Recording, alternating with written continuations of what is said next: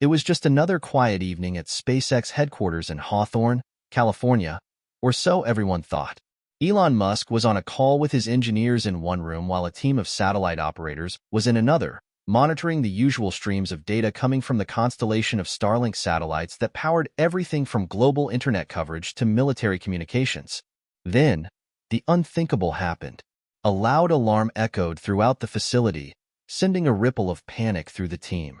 On the screens, data flows from one of the satellites suddenly went dark, replaced by a simple red message. "You're not alone, Elon." It wasn't the kind of message SpaceX had designed for inter-satellite communication.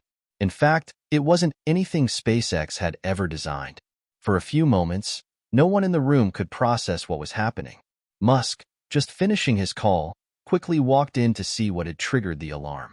His engineers scrambled to assess the damage, but every attempt to regain control of the satellite was met with failure. Whoever had accessed the satellite had done so with frightening sophistication. "Is this a joke?" Musk asked, his voice cold, a bit of disbelief in his tone. But it wasn't a joke. The satellite was hacked. One of the lead engineers spoke up, his face pale. "It's worse than that, Elon. The signal, it's been hijacked. There's a live stream. And it's broadcasting something right now." Musk's pulse quickened. He could feel the gravity of the situation settling in. This wasn't a minor glitch or a simple technical error. Someone had cracked into the satellite network and was using it for something far more personal. And based on the message on the screen, they weren't just sending a signal, they were sending a challenge. He turned toward the main screen, his eyes narrowing as the live feed came into view. There, on the display, was a teenaged figure, sitting in front of a cheap webcam, surrounded by a cluttered room filled with old monitors and wires. He looked young, maybe 17 or 18, wearing a hoodie and baseball cap. His face was barely visible beneath the shadows, but his eyes were locked directly on the camera. The words he spoke were clear, cutting through the silence with chilling certainty. "Hey, Elon, I've got your satellite. Do you know what it feels like to be so powerful that you don't even think twice about the people you crush beneath your feet?" The hacker's voice was calm, controlled, but with an edge of defiance. There was no mistaking the intensity in his eyes. Musk froze. It felt like the world around him had come to a standstill. This wasn't some rogue hacker looking for a payday. This was personal. The challenge in the hacker's voice was unmistakable. "What are you going to do about it?" And just like that, Musk knew this was bigger than a simple breach. This was an attack on everything he stood for. This wasn't just about a satellite. It was about the very system Musk had helped to build, the system that many saw as a representation of the rich and powerful few shaping the future for their own benefit. The hacker continued, his voice almost mocking. "You thought you could get away with it, didn't you? The richest man on Earth, with the greatest ambitions, building your shiny little empire while the world around you suffers. Well, guess what? I've got something you can't control. Something that will make you pay attention." Musk's engineers were working furiously to regain control, but the more they tried, the more they found themselves locked out. It was as if the hacker had anticipated every move they could make, blocking every attempt to override the system. This wasn't just a message, it was a warning, a declaration. As the hacker continued to speak, his words got sharper, more pointed. "You might have built rockets, Elon, but you haven't built a future for the rest of us. I'm not just taking down your satellites. I'm taking down the illusion of control you have. You can't stop me. You can't stop what's coming." For a brief moment, Musk's mind raced. Who was this kid? How had he managed to break into SpaceX's satellite network, one of the most secure systems in the world? And more importantly, why? What did this teen want? Before Musk could formulate a plan, the hacker abruptly ended the live feed, and the satellite's control was cut off once more. The silence in the room was deafening. Musk could feel his pulse pounding in his ears. His engineers were in disarray, but they were also stunned. "Who was this kid?" one of the engineers asked, looking to Musk for answers. Musk didn't answer immediately. He couldn't. His mind was still racing. This wasn't just a security breach, it was a direct challenge. A declaration of war against everything he stood for. After a long pause, Musk turned to his team. "Find out who he is. Now, get me everything on him." The gravity of the situation was becoming clearer with every passing second. This wasn't going to be some easy fix. This was a new kind of enemy. Someone who had the audacity to hack one of the most secure systems in the world and challenge a billionaire with more power than most governments. Musk wasn't sure whether to be angry or impressed. But one thing was certain. Whoever this teen was, they were going to get his full attention. As Musk's team scrambled to track down the hacker, the mood in the room shifted. Everyone could feel it. The world was about to change. This wasn't just a cyber attack. This was the beginning of something much bigger. Hit subscribe and leave a comment with where you're watching from. This story might just spark a new beginning. What's one thing that always pushes you forward, even when things get tough? Musk wasn't sure what to expect next. But he knew one thing for sure. This teen had just crossed a line, and Musk was going to make sure they faced the consequences. Elon Musk had never been the typical Silicon Valley entrepreneur. Born in Pretoria, South Africa, in 1971, he was the kind of kid who would take apart his toys to figure out how they worked. At a young age, he was already captivated by the intersection of technology and imagination. His father, Elon Musk, a wealthy engineer and electromechanical engineer, instilled in him a sense of logic and ingenuity, but their relationship was complicated. Errol was distant and often critical, pushing young Elon to pursue excellence but offering little emotional support in return. Elon's mother, May Musk, was a model and dietitian, and she was the polar opposite of his father, nurturing, encouraging, and deeply invested in her son's potential. While Errol was a source of cold ambition, May was the warm, grounding force in Elon's life. Despite their difficult marriage, Elon grew up under her watchful eye, always with the knowledge that his mind could take him anywhere. But South Africa was not a place for big dreams. Elon was often bullied as a child, a quiet, awkward kid with an insatiable curiosity about the world around him. He read endlessly, books on computers, science fiction, space travel. He felt like an outsider, yearning to be part of something bigger, but struggling to fit in. At age 17, he left South Africa, sensing that if he stayed, he would be forever bound by the constraints of the place. The world he envisioned was much larger, and to chase it, he needed to get to the United States. He enrolled at Queen's University in Canada before transferring to the University of Pennsylvania, where he earned degrees in both economics and physics. But even at Penn, his drive to push boundaries was relentless. In 1995, after 2 years of graduate school at Stanford, Elon dropped out to pursue his passion for the internet. The idea of creating something that could change the world consumed him. He co-founded Zip2, a software company that provided online business directories and maps for newspapers. It was the first major step on a journey that would make him one of the most influential and controversial figures in modern technology. The sale of Zip2 in 1999 for nearly $300 million gave Musk the capital to start X.com, which would later become PayPal. The internet payments company revolutionized online transactions and was acquired by eBay for $1.5 billion in stock in 2002. Musk's fortunes were now cemented, but rather than retiring to enjoy the wealth, he set his sights on bigger, more audacious goals. The moon, Mars, and the future of humanity. These were the things that consumed him now. In 2002, he founded SpaceX, driven by a desire to make space travel affordable and sustainable. He wanted to push humanity beyond the Earth's boundaries. His mission was clear: to make life multiplanetary. SpaceX initially faced numerous failures. Rockets exploded, projects were delayed, but Musk refused to give up. His persistence paid off when SpaceX became the first private company to send a spacecraft to the International Space Station in 2012, forever changing the dynamics of space exploration. But with success came criticism. Musk's ambition wasn't always appreciated. He was constantly under the microscope, both for his business decisions and his unconventional personality. He had become a lightning rod for both admiration and disdain. People either saw him as a visionary, a genius on the cutting edge, or as an arrogant billionaire with an inflated sense of self-importance. Musk's reputation was built on his willingness to take risks.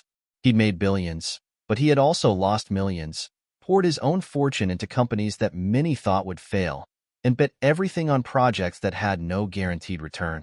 His obsession with space, electric vehicles, and artificial intelligence was rooted in the belief that these were the areas where humanity's future would be determined. If he succeeded, he would leave a legacy that changed the world forever. If he failed, he would be remembered as just another brilliant but reckless billionaire who couldn't make his dreams a reality. In 2008, during the depths of the global financial crisis, Musk found himself on the brink of ruin. Tesla, his electric vehicle company, was struggling, and SpaceX was on the verge of bankruptcy. It was a defining moment. Elon had to borrow money to keep both companies alive. Many critics thought he was done for. But in a twist of fate, just as he was about to give up, both Tesla and SpaceX had breakthroughs that would propel them forward. Tesla's Model S became a game-changer in the electric car market, and SpaceX successfully launched the Falcon 9 rocket, proving that private companies could compete with NASA. Musk was, without a doubt, a survivor. One who had been knocked down time and again but always found a way to get back up. Yet, even with all his accomplishments, there was always a part of him that wondered if it would be enough. Could he ever achieve the level of change he had set out to create?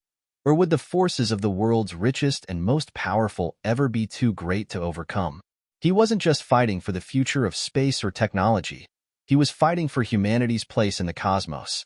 And now, here he was, facing a new adversary. A hacker. A kid, no less, who seemed to have a personal vendetta against him. Musk had faced ruthless competition and powerful enemies in his rise to the top. But this felt different.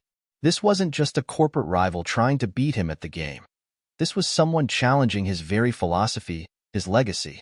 The hacker's words had cut deep. You thought you could get away with it, didn't you? Musk couldn't shake the echo of those words. What was this kid's story? What did he want? As Musk stared at the flickering images on the screen, something nagged at him. He could sense that this wasn't just a random attack. It was something deeply personal. Whoever this hacker was, he had a reason. And Musk couldn't ignore that. His engineers had already begun tracing the hacker's digital footprints, but the more they uncovered, the more elusive the teen seemed to be. This wasn't just a random, opportunistic breach. This was something far more calculated. Musk had no idea what he was about to face, but he knew one thing for sure. The hacker wasn't going to stop at just embarrassing him. This was war. Musk turned his attention back to his team. Keep digging. I want everything on this kid. We're going to find him. And when we do, we'll make him understand just how big of a mistake he's made. The team at SpaceX worked through the night. Musk had locked himself in his office, his thoughts consumed by the mystery of the hacker. Who was this kid, and why had he chosen Musk, of all people, to target? His mind raced through every possibility. Had someone been holding a grudge against him for years? Was this a protest against the billionaire class? Or was it something more personal? Hours passed as the engineers dug deeper into the hacker's trail. It wasn't long before they found something. An anonymous forum post. It was brief, but it stood out. Elon Musk's empire is built on lies. His rockets might reach the stars, but they'll never touch the truth. I'll show the world who he really is. S. The post was signed simply with the letter S. But that was all they had. No full name, no location, just a cryptic signature. It was a lead, but it didn't reveal much. Still, Musk could feel his pulse quicken. This was bigger than just a kid with a chip on his shoulder. Whoever S was, they had a purpose, and they were using SpaceX's own technology as a weapon. Musk's engineers continued tracking the digital fingerprints, and eventually, they managed to pull up a more detailed profile of the hacker. They learned that the team behind the alias was named Sam Calloway, a high school senior from a small, nondescript town in Ohio called Blackwood. Sam Calloway. Musk didn't recognize the name at first, but as soon as he saw the town, something clicked. Blackwood wasn't a place that would typically produce someone like this, a hacker who had just embarrassed one of the world's wealthiest and most influential people.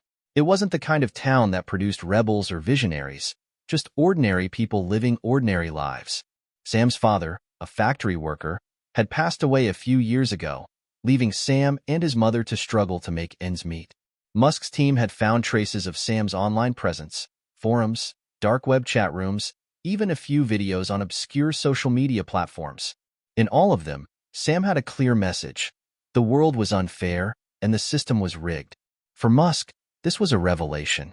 This wasn't a professional hacker. This wasn't a corporate rival trying to sabotage SpaceX. This was something far more personal, and it had nothing to do with money. Sam wasn't after Musk's fortune or trying to destroy SpaceX for business reasons. No, Sam was angry.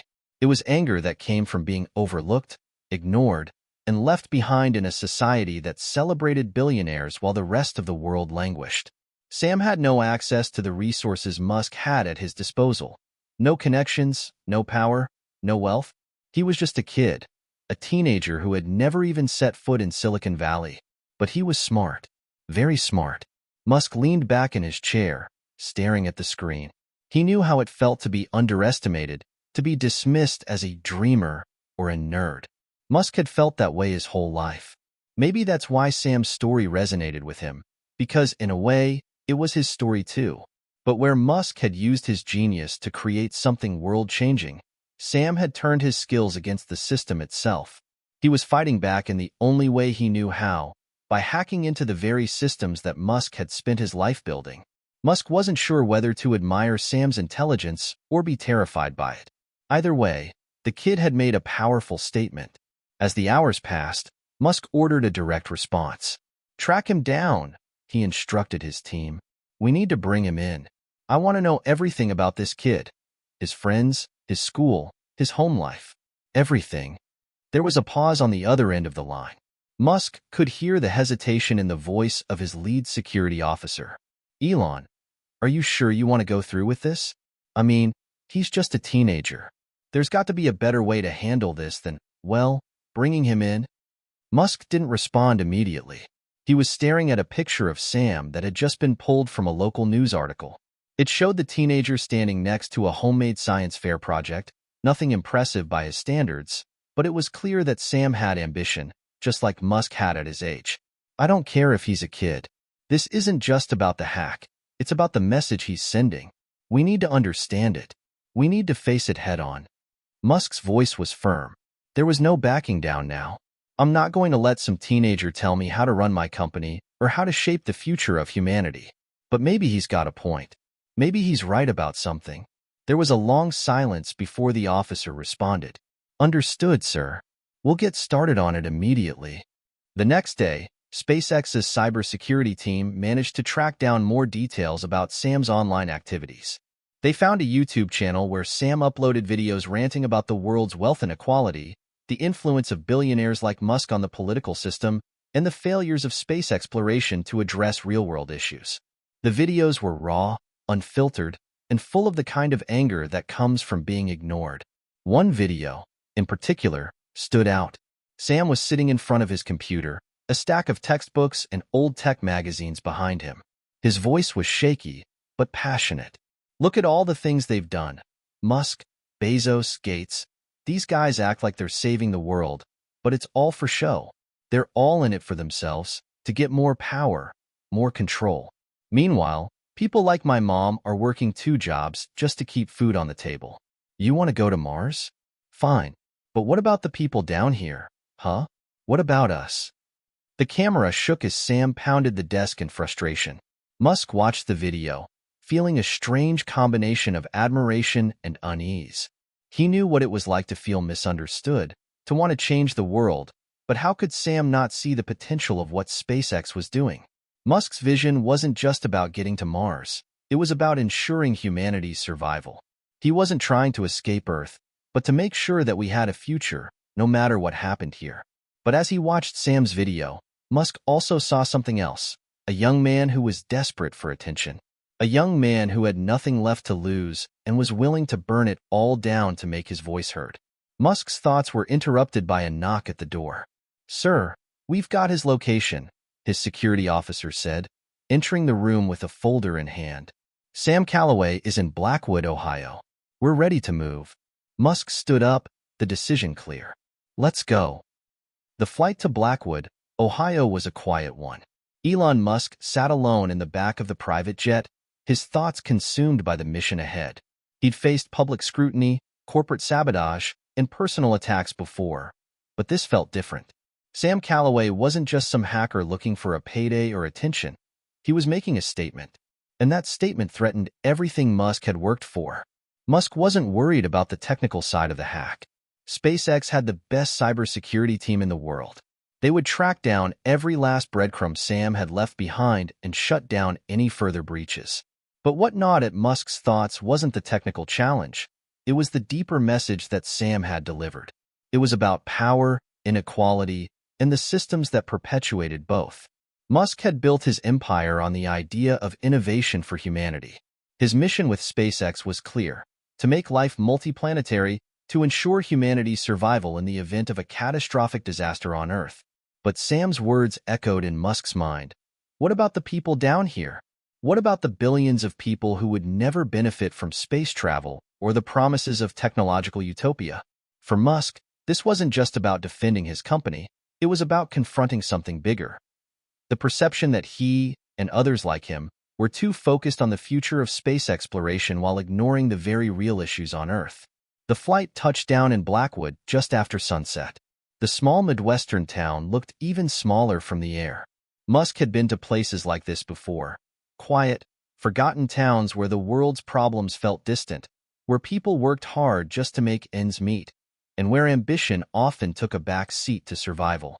As the car pulled up to the outskirts of town, Musk's team of security experts briefed him. They had found Sam's home, an unassuming house in a modest neighborhood. Sam's mother, a local nurse, had been contacted, but there was no sign of Sam himself. It was clear that he had known they would come for him.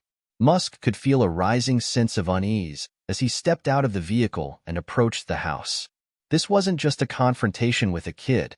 It was a reckoning with everything Sam represented. The house was quiet, almost eerie in its stillness. A small front yard, cluttered with a few rusted bicycles and old toys, contrasted sharply with the sleek, high-tech world Musk inhabited. It struck him then. This was what Sam was fighting for. A world that had forgotten places like Blackwood, while tech billionaires launched themselves into space. Sam wasn't just attacking Musk for being rich. He was attacking the system that had left people like him behind. Musk knocked on the door. A moment later, it opened, and Sam's mother stood there, looking at him with a mixture of surprise and wariness. "Elon Musk," she said, almost incredulously. "I didn't expect you to come here. Please, come in." Musk hesitated for a brief second, then stepped inside. The house was small but neatly kept, a sharp contrast to the chaos Musk had imagined.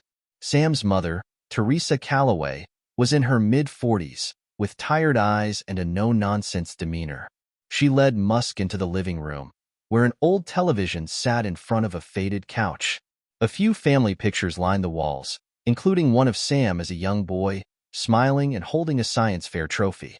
"I don't know why he's doing this," Teresa said, her voice thick with worry. "He's always been quiet. Too quiet sometimes. After his father passed, he just retreated into himself. I never thought he'd go this far." Musk sat down across from her, his mind racing.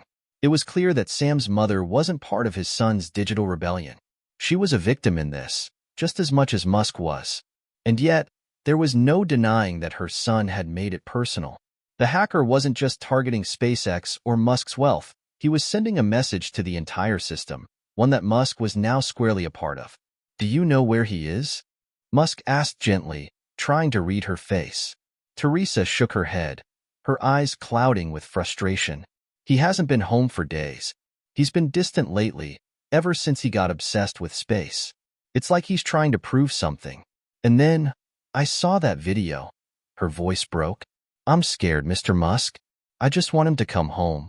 Musk looked down at the floor for a moment, letting the weight of her words sink in. He understood the fear in her voice. He could see the pain in her eyes, the fear of losing her son to something she couldn't comprehend. But Musk also understood something else. This wasn't just about Sam's mother. This was about a generation of people who felt left behind. Where would he go? Musk asked after a pause. Teresa hesitated, then sighed. "He spends a lot of time at the old library in town, or sometimes at that rundown arcade by the train station. You might find him there." Musk stood up, his decision made. "Thank you, Teresa. I'll find him." The library was a small, dusty building on the edge of town. Inside, the air smelled like old paper and dust, the shelves sagging under the weight of books that had seen better days. The place was eerily quiet, save for the soft hum of an old computer in the corner. Musk walked through the aisles, his boots clicking softly against the worn floorboards. There, at one of the tables, sat Sam Calloway. He was hunched over a laptop, his hoodie pulled up, obscuring most of his face. But there was no mistaking the defiance in his posture, the way he typed furiously, as if racing against time. Musk took a deep breath and walked over to him. Sam didn't look up. His fingers flew across the keyboard, his eyes glued to the screen. "Sam," Musk said, his voice calm but firm. "We need to talk." At the sound of Musk's voice, Sam froze for a split second. Then he slowly raised his head, his eyes narrowing as he took in Musk's presence. There was no surprise in Sam's expression, only a quiet, almost amused recognition. "I've been waiting for you," Sam said, his voice low. "I knew you'd come. You can't ignore me forever, can you, Elon?" Musk didn't sit down. He stood in front of the table, his eyes fixed on Sam. "What do you want, Sam? Why are you doing this?" Sam's eyes flickered with something akin to pity. "What do I want? I want to make sure you understand that you can't just build rockets and ignore the world beneath you. You think going to Mars makes you a hero? You think building the future makes you a savior? You're not. You're part of the problem, and I'm going to make sure you see it." Musk's jaw tightened. "You think hacking my satellite will change anything?" Sam leaned back in his chair, folding his arms across his chest. "It's not just about the hack. It's about making people like you realize that the world doesn't revolve around you. That maybe the people you're leaving behind, people like me, deserve a chance at a future, too."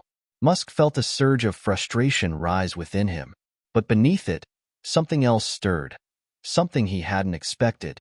He felt a strange respect for this kid.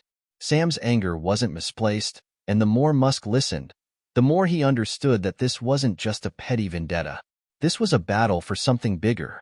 "You're angry," Musk said quietly. "I get it. But attacking SpaceX, attacking me, it's not the answer. We can do this differently. We can build something that includes everyone. But you need to trust me." Sam's eyes flickered for just a moment, then hardened again. "Trust you? You've got to be kidding. You've never had to fight for anything in your life, Elon. You've always been in control." Musk leaned in slightly, his voice steady. "I've fought harder than you know, Sam, and I'm willing to keep fighting. But I can't do it alone." Hit subscribe and leave a comment with where you're watching from. This story might just spark a new beginning. What's one thing that always pushes you forward, even when things get tough? The tension in the room was palpable. Musk wasn't sure what Sam would do next, but he knew one thing. This wasn't the end. It was only the beginning. The night had fallen over Blackwood, but the battle that was unfolding in that small library felt like it was happening on a much larger stage. Elon Musk stood facing Sam Calloway, the teenage hacker who had not only compromised one of his most expensive satellites, but had also made an audacious statement against everything Musk had spent years building. The air between them was charged, crackling with a tension that felt too vast for the small library.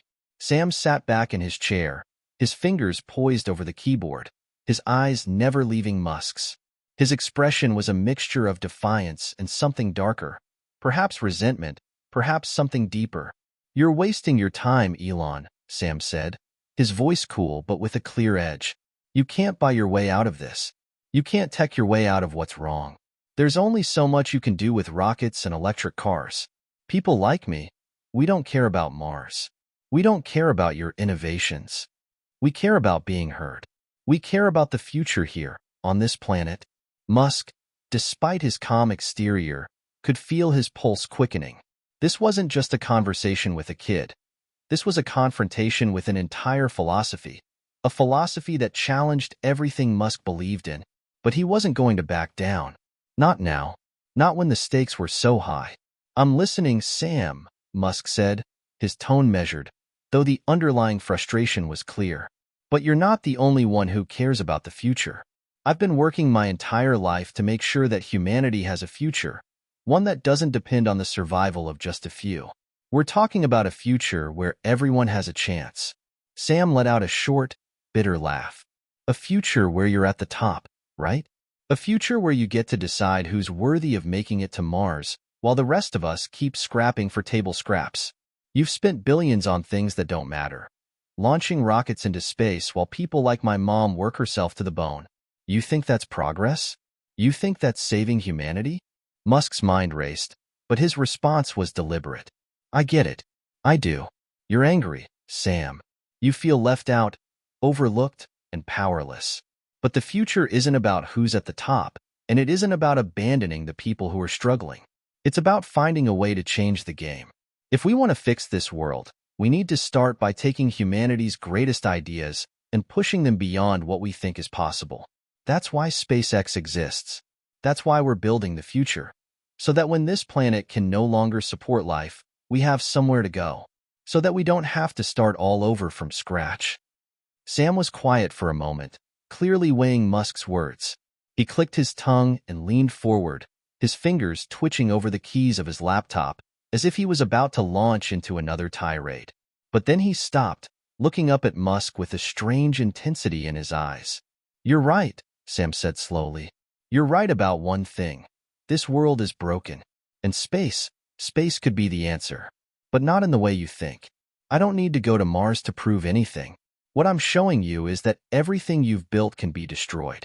You put all your faith in technology, in space, and progress, but you're not paying attention to the real world. People are hurting down here, and no one is listening. Musk's mind began to shift as he listened. This wasn't just an angry teenager lashing out. This was someone who had a point. Sam was not wrong about the inequalities that still plagued society, about the way billionaires like Musk were sometimes viewed as out-of-touch figures, disconnected from the very real issues that everyday people faced. And maybe, just maybe, the solution wasn't about rockets or even electric cars. The solution was about bringing people together to solve those real-world problems. Maybe it was time to take a step back, to not just build the future, but to involve everyone in it. Sam looked at Musk with a challenge in his eyes. If you're serious about changing the world, then prove it. Stop building things for yourself and start fixing things for people like me. People like my mom. People who never get a seat at the table. Musk felt a surge of emotion. Something that wasn't just the usual frustration or irritation he sometimes felt in the face of a challenge. This was something deeper. A realization. Sam wasn't asking for charity. He wasn't even asking for help. He was demanding change. Real change. And for the first time in a long time, Musk felt like he was listening to someone who was challenging him in a way that mattered. Sam, Musk said, his voice quieter now, almost contemplative. You're asking for a world that's more than just a shiny new technology. You're asking for a world where people matter more than the things we build. Sam nodded, a hint of satisfaction flickering in his eyes. Exactly. And if you really want to make a difference, then it's time for you to choose. Are you going to keep living in a world where people like you sit on top of the pyramid, or are you going to help bring the rest of us up? There was a long silence between them. Musk was processing everything Sam had said, processing the weight of his words.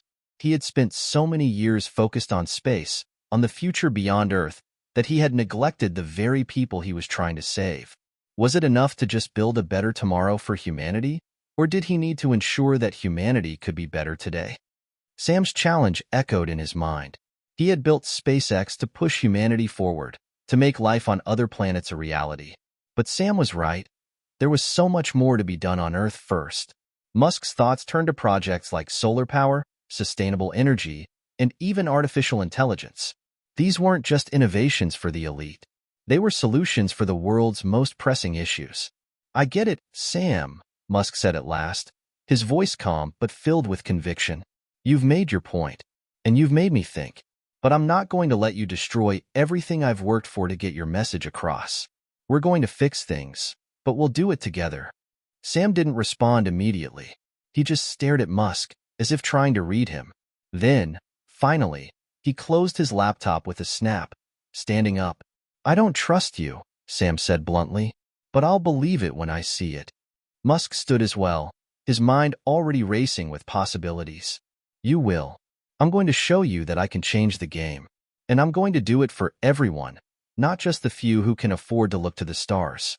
For the first time in a long time, Musk felt a sense of purpose that went beyond rockets and Mars. This wasn't just about the future of humanity in space. It was about ensuring that future was possible for everyone, no matter where they came from or how little they had. The room was filled with a quiet tension, but beneath it, there was a glimmer of hope. Elon Musk had never been afraid of big challenges. He had always embraced them. But this one felt different. This was about more than just space exploration. This was about the future of humanity, and Sam Calloway had just made it clear that everyone, no matter their station, deserved a seat at the table. The days that followed Musk's confrontation with Sam Calloway were a whirlwind.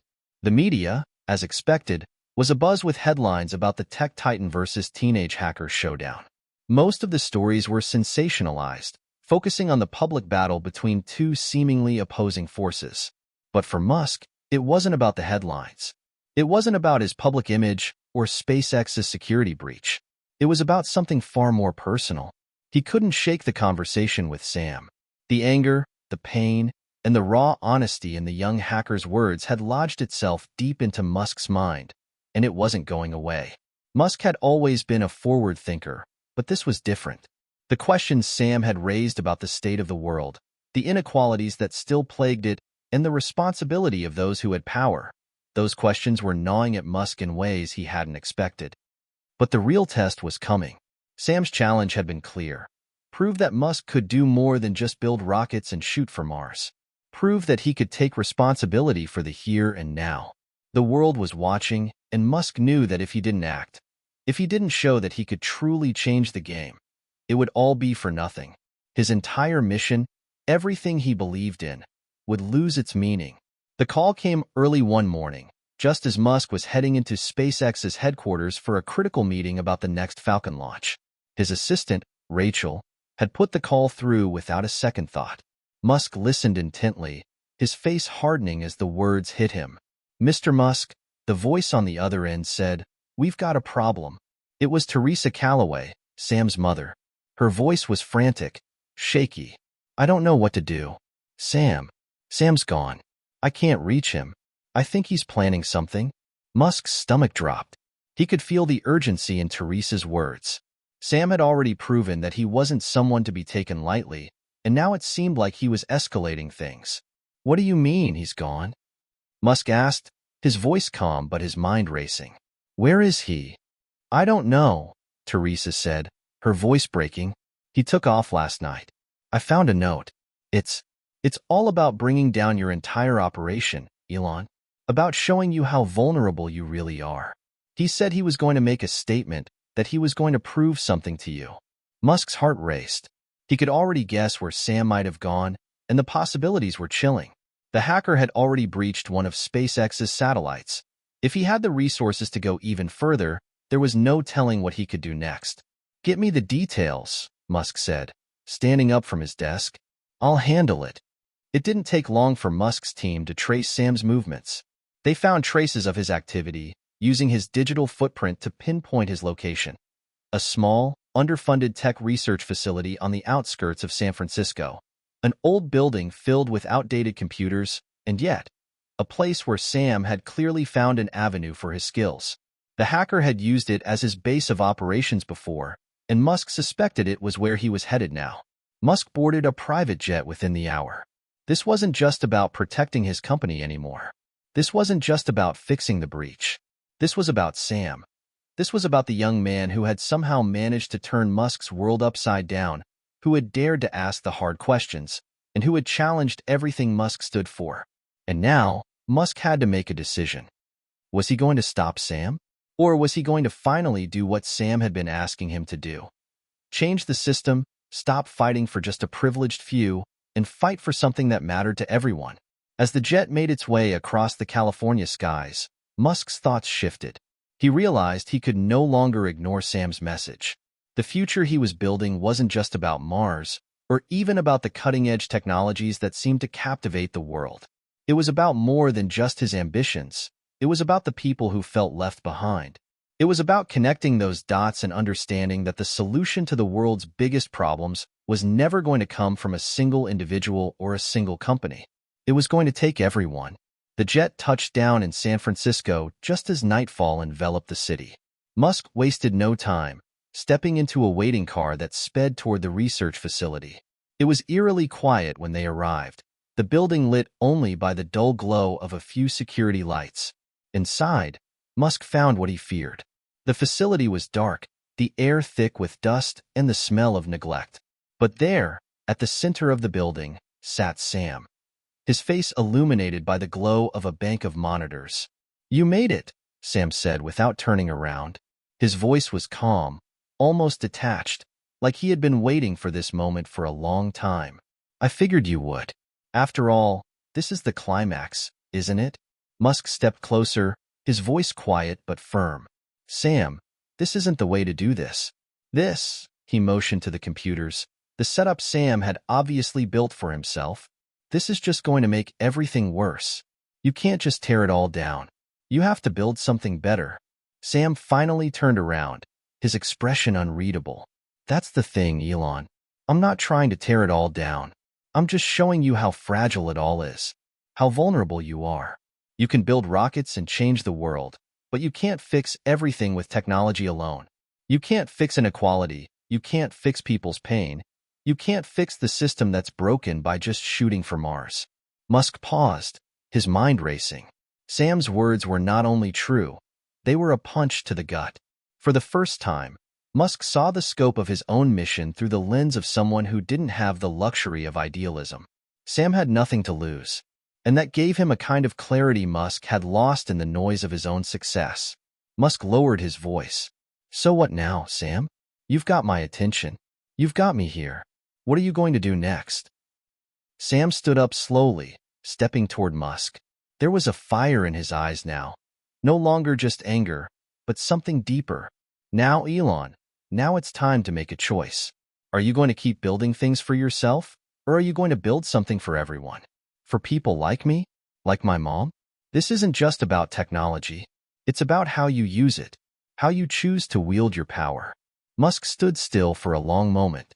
The weight of what Sam was saying pressed down on him like a heavy stone. He could feel the moment of truth upon him. This was no longer about defending his empire. It was about choosing to fight for something more than just his own vision. It was about realizing that to change the world, he had to do it with the world, not for it. Finally, Musk spoke, his voice steady. "I'll do it, Sam. I'll fix this. But you need to stop. This can't be solved through hacking. It can't be solved through destruction.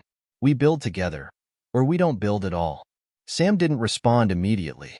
He just stared at Musk, as if deciding whether to trust him. Then, finally, he nodded, his features softening just a little. "Then let's build," Sam said quietly. The air between them had shifted, and for the first time, Musk felt like he wasn't fighting alone. He wasn't fighting against Sam. He was fighting with him.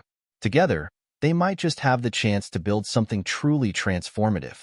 The days after the confrontation at the research facility were a blur. Elon Musk had always been a man of action, but this time, action felt heavier, more consequential. Sam had agreed to stop the attack on SpaceX's systems, but the young hacker's words had left an indelible mark on Musk. The world, as Sam had pointed out, was fragile, and no amount of rocket launches or technological marvels would fix the deep inequalities that had made people like Sam feel powerless. Musk knew he couldn't just go back to business as usual. He couldn't simply continue pushing forward with his vision for the future of humanity in space while ignoring the struggles of those who had no access to the privileges he had fought so hard to create. For the first time, Musk saw his mission as something bigger than just space exploration. It was about addressing the crises on Earth, too: social, economic, and environmental. The first step was admitting it to himself. Sitting in his office at SpaceX, Musk stared out the window at the sprawling expanse of the California desert. It was an unsettling feeling to confront the truth so directly. He had been so focused on the future, the promise of Mars, the dream of colonizing new worlds, that he had forgotten the people who were struggling in the present. He had built a future that he wanted, but in doing so, he had left out an entire population of people who needed a future, too. He wasn't the only one to blame for that. The system itself had created these disparities, an economic system that catered to the rich while leaving the poor to fight for scraps. But now that he had seen the impact of that system through Sam's eyes, he couldn't unsee it. He couldn't ignore it any longer. He made a call to his team at Tesla.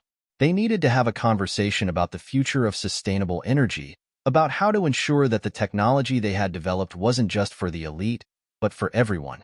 He scheduled meetings with his top engineers at SpaceX to discuss how they could use their resources to help address real-world problems here on Earth, things like climate change, energy inequality, and poverty. It was time to use his influence and resources in ways he had never fully considered before.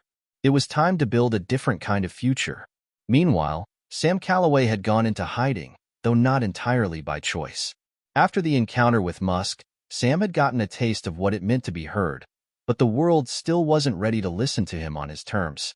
Sam had expected Musk to be like every other billionaire, untouchable, unreachable, and uninterested in the issues of people like Sam. But Musk had surprised him. Instead of dismissing Sam, he had agreed with his vision, even if it meant confronting uncomfortable truths. Sam still didn't trust Musk fully, but he was beginning to think that maybe Musk wasn't the villain he had painted him to be. Maybe, just maybe, there was a chance for the two of them to work together. Not to fix the system in one grand move, but to at least begin chipping away at it. It was a start. Sam's next move was to go public, not with another hack or attack, but with his message. He created a video, a simple one, where he spoke directly to the camera. He talked about the inequalities he saw every day, the people who were struggling, and the system that kept them down. He talked about how technology had the power to change the world, but only if it was used for the right reasons. And, most importantly, he talked about the responsibility that people like Musk had, not just to innovate, but to ensure that everyone had a seat at the table. He uploaded the video to his social media channels, knowing it would get attention. The world had already seen him as the hacker who'd breached SpaceX's security. But this was different. This was Sam offering his hand to Musk, challenging him not to just be a billionaire, but to be someone who could help shift the balance of power. Elon Musk watched Sam's video from his office, his heart pounding as the young hacker spoke with passion and clarity. Musk had known it wasn't going to be easy. He had known that Sam's challenge wouldn't be resolved with a simple apology or a show of goodwill. But this was something Musk hadn't anticipated. Sam was offering a way forward. He wasn't asking for charity. He wasn't asking for handouts. He was asking for partnership. Musk stood up from his desk, walking toward the window once again. The view of the desert stretched out before him, but this time, he wasn't thinking about rockets or Mars. He was thinking about the world here on Earth, the people who had been left behind, the ones who felt powerless, like Sam had once felt. He wasn't sure how to solve all of the world's problems, or even most of them. But one thing was clear. He couldn't do it alone. And maybe, just maybe, with Sam's help, they could start to make a difference. The first call Musk made was to his partner at Tesla. "I've been thinking," Musk said, his voice steady. "We need to rethink how we're rolling out our technologies. We can't keep prioritizing luxury. We have to make sure that everyone, no matter their income, has access to clean energy, to electric vehicles. Let's start working on that." His second call was to his SpaceX team. "We're going to start using our resources to tackle climate change head-on," Musk declared. "Let's look into the technologies we can develop that will help clean up the environment, systems that are scalable, affordable, and accessible to everyone. The future we're building can't just be for the rich. It has to be for everyone." As he hung up the phone, Musk couldn't help but feel the weight of the responsibility pressing down on him. It wasn't just about launching rockets anymore. It was about launching a new kind of revolution, one that didn't just look to the stars, but that looked to the people who needed help the most. The following week, Musk and Sam met again, this time in person. They sat down in a small conference room, with no cameras, no media, just the two of them. The tension was still there, but it was different now. It wasn't about a battle of ideologies anymore. It was about what came next. "You were right, Sam," Musk said, his voice uncharacteristically quiet. "This isn't just about space. It's about making the world better, now. I can't fix everything, but I can help. And we're going to start doing that together." Sam nodded, his expression softening. "I didn't expect you to get it. I thought you were just another billionaire with a messiah complex. But you're not. You've got potential. Let's see if we can turn it into something real. And so, they began. It wasn't easy, and it didn't happen overnight. But Musk and Sam, once adversaries, found a common purpose: to use their knowledge, their resources, and their platforms to address the world's most pressing issues. They didn't have all the answers, but they had something even more powerful: a shared vision of a better world, one that included everyone, not just the lucky few. And so, the journey began. The road ahead was long, and the challenges were immense. But for the first time, Musk felt like he wasn't just building a future for himself. He was building it for everyone. And maybe, just maybe, that would be the legacy that mattered the most. The world had taken notice. Sam Calloway's video had gone viral, and the media was ablaze with discussions about the unlikely partnership forming between the tech mogul, Elon Musk, and the teenage hacker who had once breached his satellite network. In the days that followed, Musk found himself at the center of a debate that transcended the world of technology and business. It had become a social movement. Was this a new kind of tech revolution? A new kind of billionaire? Or was it just a fleeting moment of idealism from two men trying to redeem themselves? Only time would tell. The first major step in Musk's new mission came just weeks after his meeting with Sam.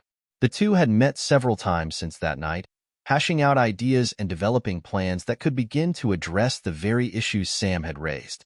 There was a mutual respect growing between them, even if the differences in their backgrounds and upbringings were impossible to ignore. Sam had come from a world of struggle, of seeing technology used to oppress rather than liberate. Musk, for all his accomplishments, had built his empire on innovations that catered to those with wealth, not those in need.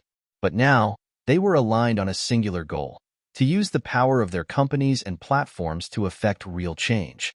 Sam had suggested an initiative to make sustainable energy more accessible to communities that had never had the resources to invest in green technologies. Musk had jumped on the idea, expanding it to include a vision for creating affordable electric vehicles that could be accessed by all income levels, not just the wealthy. But that was just the beginning. Elon Musk's team at Tesla was already working on new, more affordable energy storage solutions. The goal was simple: bring renewable energy, solar power, wind, and electric grid systems to communities everywhere, especially those in lower-income regions, where access to such technology had previously been out of reach. But Sam wasn't satisfied with just the green tech angle. He wanted a broader, more immediate impact. "I don't want to just fix the environment, Elon," Sam said during one of their early brainstorming sessions. "I want to fix the system.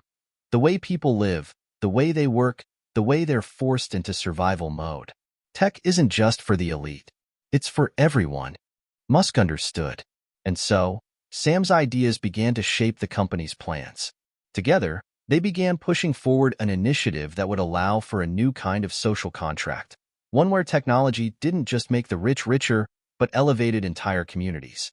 Musk's leadership and resources, combined with Sam's insight into the challenges of the disadvantaged, created a unique synergy. But the road was far from smooth. The media frenzy had only intensified in the weeks following the viral video. Everyone had an opinion on Musk's newfound collaboration with Sam. Critics questioned whether Musk was simply trying to improve his image, capitalizing on the moment. Some saw Sam's sudden prominence as a chance to expose the flaws of a system that had empowered billionaires at the expense of the many. There were even accusations of exploitation. Was this collaboration real, or just a PR stunt designed to deflect attention from Musk's other ventures? Musk didn't flinch. His response was always the same: "If this is just a PR stunt, then let's make it the biggest one in history. Let's make change, real change, for everyone. Let's show the world what can happen when we actually use our resources for the greater good." The pushback was expected, but Musk remained steadfast in his conviction. With Sam at his side, he made a bold move. He opened a new division of Tesla specifically designed to create open-source solutions for solar energy and electric vehicles. This would allow for low-cost adoption, bypassing the traditional market barriers that had kept these technologies out of reach for the majority of people. But as bold as it seemed, there was still something haunting Musk's mind: the question of whether it was enough. 2 months into their collaboration, and the new division was already showing signs of progress. Tesla had announced a new partnership with several nonprofit organizations that would provide solar power systems to schools, hospitals, and homes in underserved areas. SpaceX, too, was helping by launching small satellite networks that could connect remote regions to affordable internet, enabling people in the most isolated corners of the world to access education, healthcare, and job opportunities.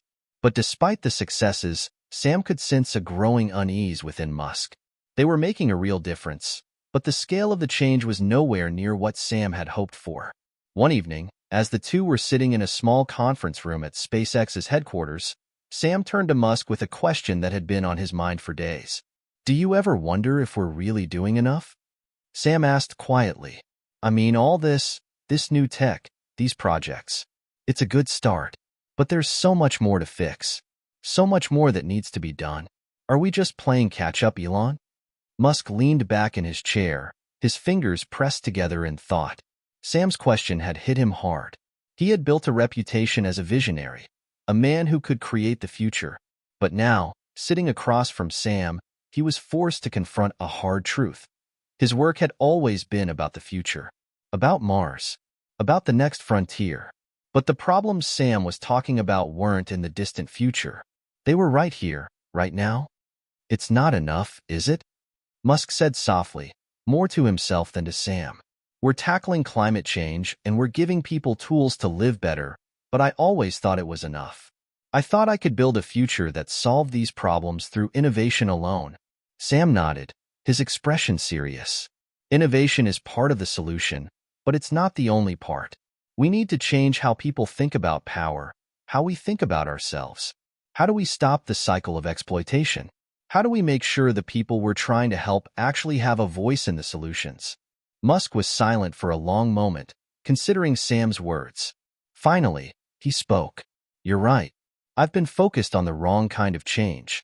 We've been solving problems in isolation, hoping that technology would fix everything. But the system is broken, and fixing it means we have to change everything. The way people think about what's possible, the way they think about each other." It was the first time Musk had truly acknowledged it. The scale of what needed to be done wasn't just technological. It was cultural. It was about changing the very foundations of society, how we valued each other, and how we treated the planet. A week later, Musk and Sam held a press conference together. They were joined by several leaders in the nonprofit sector, as well as policy advocates who were already working on the front lines to bring economic and social equity to marginalized communities. They weren't just unveiling a new product or a shiny new solution. They were unveiling a vision. "We're not just here to talk about the future," Musk said, standing side by side with Sam at the podium. "We're here to talk about the now. We're here to show you that we're not waiting for the perfect solution. We're building it right now. We're building a future that's for everyone, not just the privileged few." Sam took the mic next. "It's not enough to just have access to technology," he said, his voice clear and steady. "We need to make sure that everyone has a stake in the system. We need to rethink how we build, how we share, and how we work together to create a world that works for all of us." The crowd was silent, listening. Musk's bold vision had transformed from a personal ambition to something much larger, a collective mission. And in that moment, Musk realized that this was only the beginning. The journey ahead would be hard. It would require sacrifice, persistence, and a willingness to confront uncomfortable truths. But for the first time in a long time, he felt like he was on the right path, not just for himself or for his companies, but for humanity. The road ahead was uncertain, but one thing was clear. Musk and Sam had taken the first steps toward a new kind of future, one built on collaboration, empathy, and the shared belief that technology could be a force for good. The excitement from the press conference hadn't lasted long. Within hours of Musk and Sam's announcement, social media erupted with responses, both supportive and harshly critical. The media, always eager for a headline, seemed to devour the drama of the moment. On one side, there were those who applauded the vision of using technology to solve deep-rooted societal problems. On the other side, skeptics piled in, questioning the sincerity of the collaboration between the billionaire CEO and the teenage hacker. Some critics accused Musk of attempting to cover up his past by throwing out lofty promises of social change. They said he was only capitalizing on Sam's rise to fame to soften his corporate image. Others were more blunt, accusing Musk of engaging in a PR stunt to distract the public from his company's environmental and labor issues. There were even calls to hold both Musk and Sam accountable. How could they, two wealthy men, claim to fix systemic inequality when they were part of the system? Sam was the target of his own wave of criticism.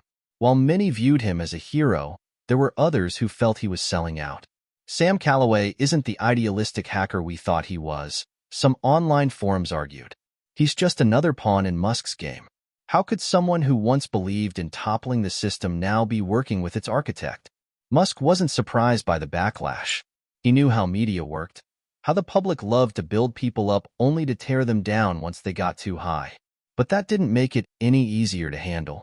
Every time his phone buzzed with an angry tweet or a critique from a prominent pundit, he felt the weight of their words pressing on him.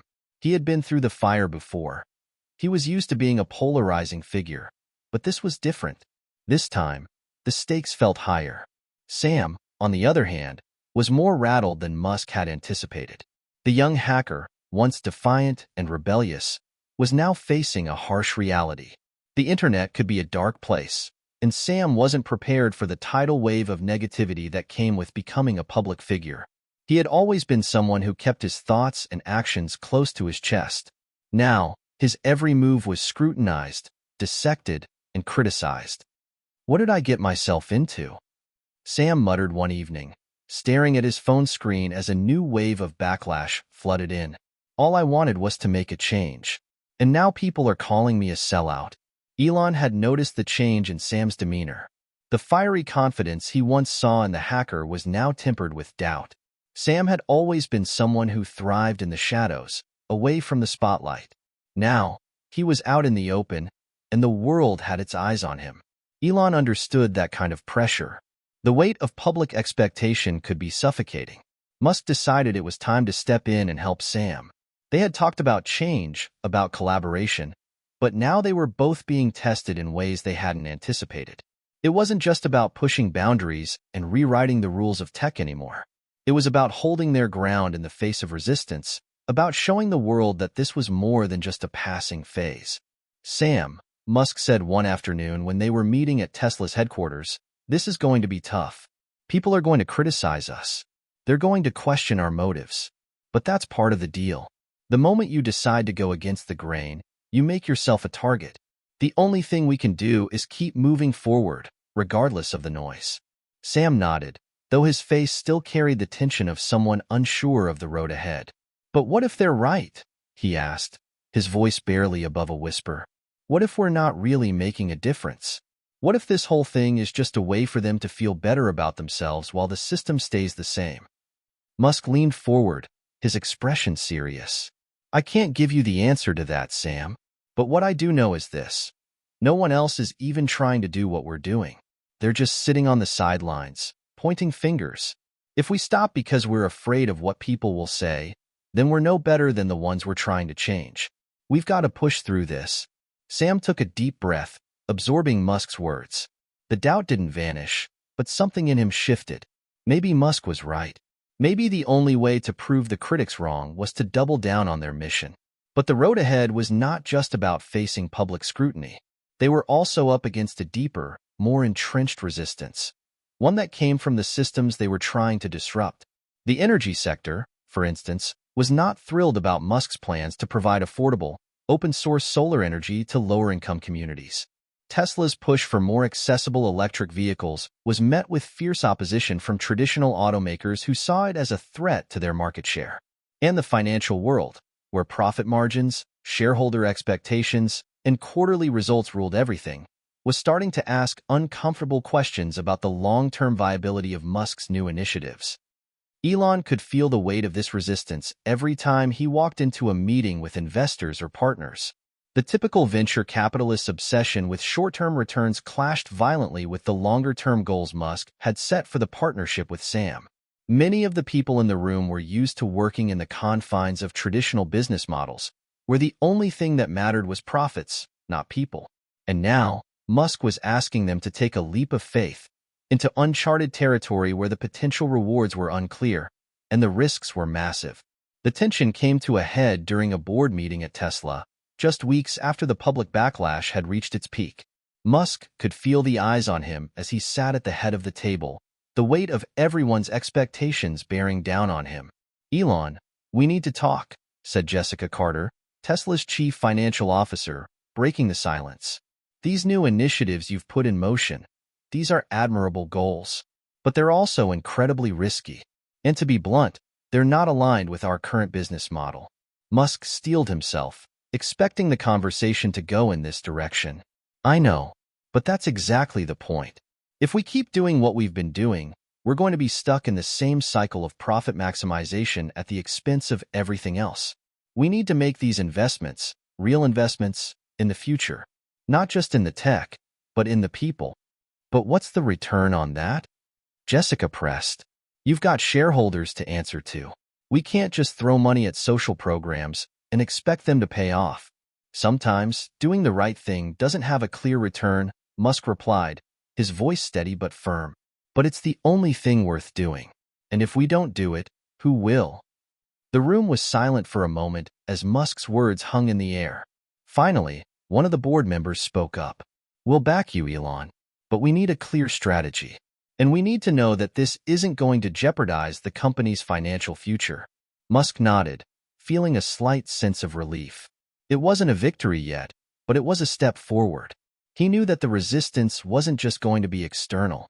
It was going to come from within, too. It would take time, but he was ready to fight for this vision, not just because it was the right thing to do, but because it was the only thing that truly mattered. As the days turned into weeks, the weight of the resistance didn't lighten. But Musk and Sam were resolute. The pressure was immense, but it only strengthened their resolve to prove that change, real change, was possible. They couldn't let the world's skepticism stand in the way of their shared mission. They couldn't let the backlash, whether from the public or from the systems they were trying to break, stop them from pushing forward. They would fight for the future of humanity, and no amount of resistance, no matter how strong, could make them quit. The journey was long, and the challenges were just beginning. But for Elon Musk and Sam Calloway, there was no turning back. The road ahead was filled with obstacles, but they had a mission, and they would see it through to the end. As the weeks went on, Elon Musk and Sam Calloway found themselves under increasing pressure. The skeptics and critics hadn't quieted, and the resistance from entrenched industries continued to push back harder. Yet, through the growing tension, both men knew they had no choice but to keep pushing forward. They were in uncharted territory, but their vision of a better, more inclusive future had become a guiding light, one they couldn't ignore. At Tesla, things were at a tipping point. The company had begun to implement its new open-source solar initiatives, and while there was clear excitement among some communities, the financial and operational challenges were immense. The energy sector was no stranger to the weight of powerful lobbies and corporations who had little interest in seeing green tech become the dominant force. Large-scale projects were slow to take off, as bureaucratic delays, regulatory hurdles, and financial concerns hampered progress. Sam had been vocal about his frustration with the system. While Elon had always been focused on the larger picture, Sam was more attuned to the everyday struggles faced by communities in need. For Sam, it wasn't just about the grand ideas. It was about getting results and fast. He had seen firsthand how quickly the world could change, how quickly things could spiral into chaos. But he also knew that change didn't come easy, and it required an approach that took both patience and grit. "Where do we go from here, Elon?" Sam asked one night, as they sat in one of the quiet lounges at SpaceX headquarters, the glow of a city skyline casting long shadows over the room. Musk had been quiet for a long time. The weight of the resistance was wearing on him. Every initiative he'd pushed forward seemed to meet a wall, whether it was government red tape, corporate opposition, or media misinterpretation. The reality of trying to change the world was more difficult than he had imagined. But he wasn't the type to give up. "We keep pushing," Elon said, his voice steady but resolute. "We use the setbacks as fuel. Every time someone tells us it's impossible, we turn it into an opportunity. We show them that what we're doing isn't just possible, it's necessary. If we don't take these steps, who will? If we don't make these changes, no one else will." Sam looked at Musk, his eyes filled with a mix of skepticism and admiration. "But do we have enough time?" Sam asked. "The world is moving so fast, and the systems are so entrenched. People don't change overnight, and neither do industries. How do we keep this momentum going when every time we take a step forward, we're knocked back too?" Musk leaned back in his chair, folding his arms. He'd been asked this question before, but Sam's uncertainty felt different. Sam wasn't just asking for strategies. He was asking for something deeper. A sense of hope, perhaps. A reassurance that all the work they were putting in wasn't for nothing. "It's not about time, Sam," Elon replied. "It's about impact. We don't wait for the perfect moment to act. We make the moment. Every decision, every step we take is a ripple in the water. It may take years to see the true effect, but it will happen. And when it does, we'll be ready." Sam took a deep breath, absorbing Elon's words. Despite his doubts, he couldn't deny that Musk had a point. The world wasn't going to change without people like them pushing for it. If they didn't lead this charge, no one would. The next few weeks would become a turning point for both Musk and Sam. Tesla's open-source solar programs, while still in their early stages, had begun to attract attention from unexpected places. Some local governments, desperate for solutions to rising energy costs, began to reach out to Musk's team for partnerships. The first successful installation of a solar power system in a low-income neighborhood had been completed, providing energy to over 500 homes. The local community had seen a tangible impact, a direct benefit from the very technology Musk and Sam had pushed to the forefront. The feedback was overwhelmingly positive, but still, there were obstacles. Many of the solar installations had taken longer than expected due to regulatory delays, and some critics pointed to the financial viability of the projects, questioning whether the long-term results would justify the upfront costs. But for Musk, it wasn't about the immediate returns. It was about showing the world that this kind of technology could work for everyone, not just the rich. It was about proving the doubters wrong. And then came the opportunity that would shift everything. One morning, Musk received an unexpected email. It was from an organization he hadn't anticipated hearing from, the World Bank. The email's subject line read, "Exploring Partnerships for Global Energy Access, a Proposal." Elon stared at the screen for a long moment before opening the email. The message was brief but powerful. The World Bank was interested in discussing a partnership to expand Tesla's open-source solar and electric vehicle initiatives to developing nations. They wanted to bring clean energy to places where it was most desperately needed, regions in Africa, Southeast Asia, and South America where access to reliable energy was scarce, and where pollution from traditional energy sources was having a devastating impact. The email had arrived at a perfect time. Musk and Sam had been grappling with the slow-moving progress in the U.S., but here was a chance to create a global impact. This could be the game-changer they had been waiting for. Sam's eyes lit up when Elon told him about the proposal. This could be it. This could be the breakthrough we need. We could scale this to the entire world, not just small communities or a few select cities. But as the meetings progressed with the World Bank, they quickly learned that this would not be an easy task. The bureaucracy of international organizations was a beast unto itself. There were long negotiations, legal challenges, and a series of logistical hurdles that required careful navigation. The funding would need to be approved by multiple stakeholders, each with their own set of priorities and concerns. Still, Musk and Sam pressed on. They worked tirelessly with their teams to build a proposal that would meet the World Bank's rigorous criteria while still staying true to their original vision of affordable, accessible, and sustainable energy solutions for the world's most vulnerable communities. After months of discussions, the partnership was finally set.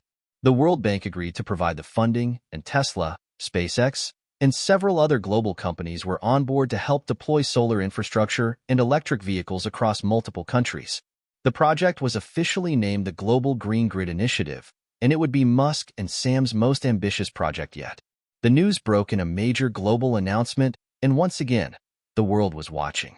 But with this success came a new set of challenges. The media was still skeptical. Would this truly be the turning point for humanity? Or would the project fall prey to the same systemic issues that had thwarted so many others before it? Even as Musk and Sam celebrated their victory, they knew this was just the beginning. The real work was about to begin. In the weeks that followed, both men found themselves under more scrutiny than ever. There were questions about the true feasibility of the global green grid, concerns about the long-term costs and the impact on local economies, and even fears about whether the technology could be scaled fast enough to meet the urgent needs of the most underserved regions of the world. But as Musk and Sam faced these new challenges, they found something unexpected. They were no longer alone. The resistance they had faced had forged a new kind of resolve in them. The setbacks had made them stronger, more determined, and more focused on the long-term goals. They were no longer just fighting for an idea. They were fighting for a new way of doing business, a new vision of what the world could be. And in the process, they had begun to transform the resistance into something far more powerful: opportunity. Hit subscribe and leave a comment with where you're watching from. Do you believe in the power of global collaboration to solve our biggest challenges? What's the first step we can all take to make the world a better place? The story was far from over. The road ahead was still filled with obstacles, but Musk and Sam were ready. They had learned to rise above, turning the resistance into their greatest asset. The announcement of the Global Green Grid Initiative had sent ripples of excitement throughout the world.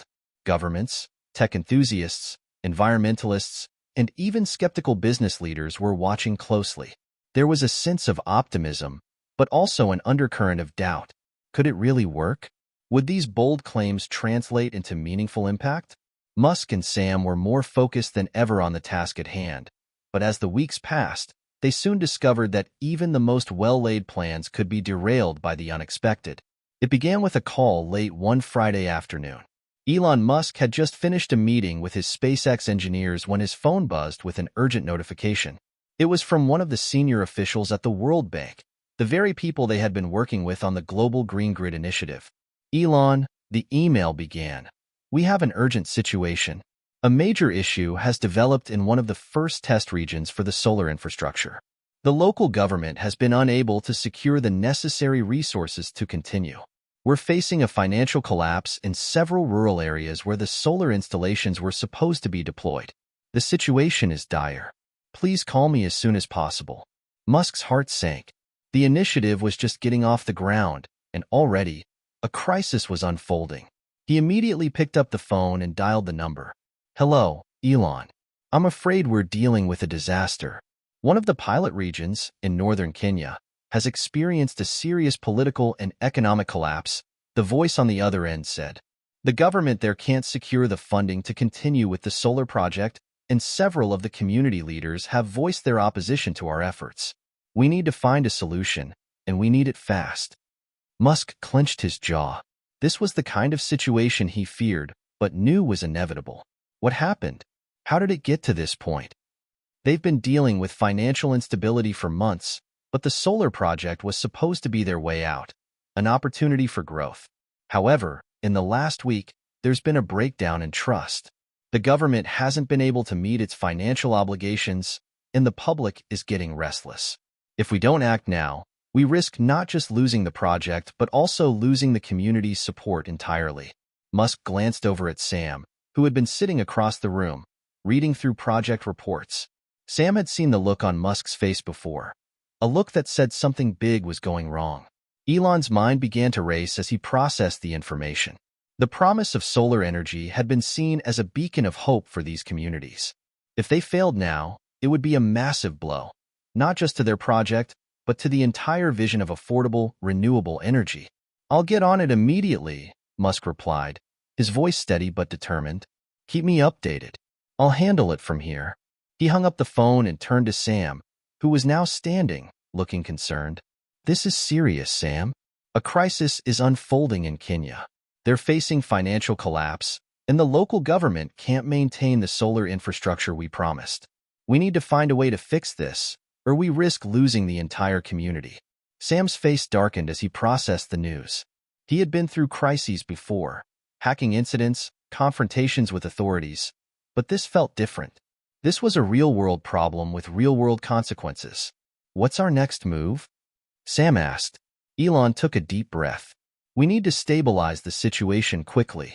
First, we need to understand exactly what's happening on the ground. I'll get in touch with our team in Nairobi to get a clearer picture. Second, we need to find alternative funding options, and quickly. If the local government can't manage, we'll have to take control of the situation ourselves. We can't afford to let this slip. As they dug deeper into the situation, Elon and Sam learned that the crisis in Kenya was more complicated than they had initially understood. A combination of political instability, economic mismanagement, and a lack of trust in foreign aid had led to the breakdown. The local government had failed to deliver on the promised funding for the solar project, and the people, already struggling with poverty and unreliable energy, were growing frustrated. The worst part? There were factions within the local leadership that had begun to see the project as a threat. Some viewed it as an intrusion by foreign corporations, an attempt to control their resources and undermine their sovereignty. Others felt that the project, while well-intentioned, was simply not worth the disruption it caused to their traditional way of life.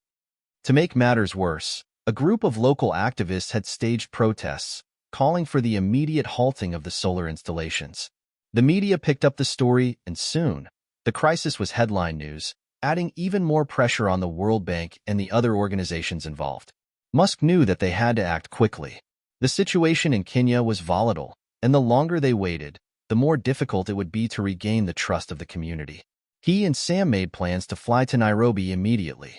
They needed to meet with local leaders, government officials, and community representatives to understand their concerns and find a way forward.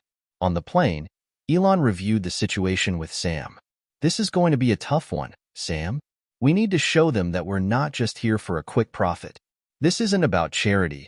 It's about building something sustainable that works for them, not for us." Sam nodded, feeling the weight of the task ahead. "I know. We're not just selling them a product. We're offering them a future.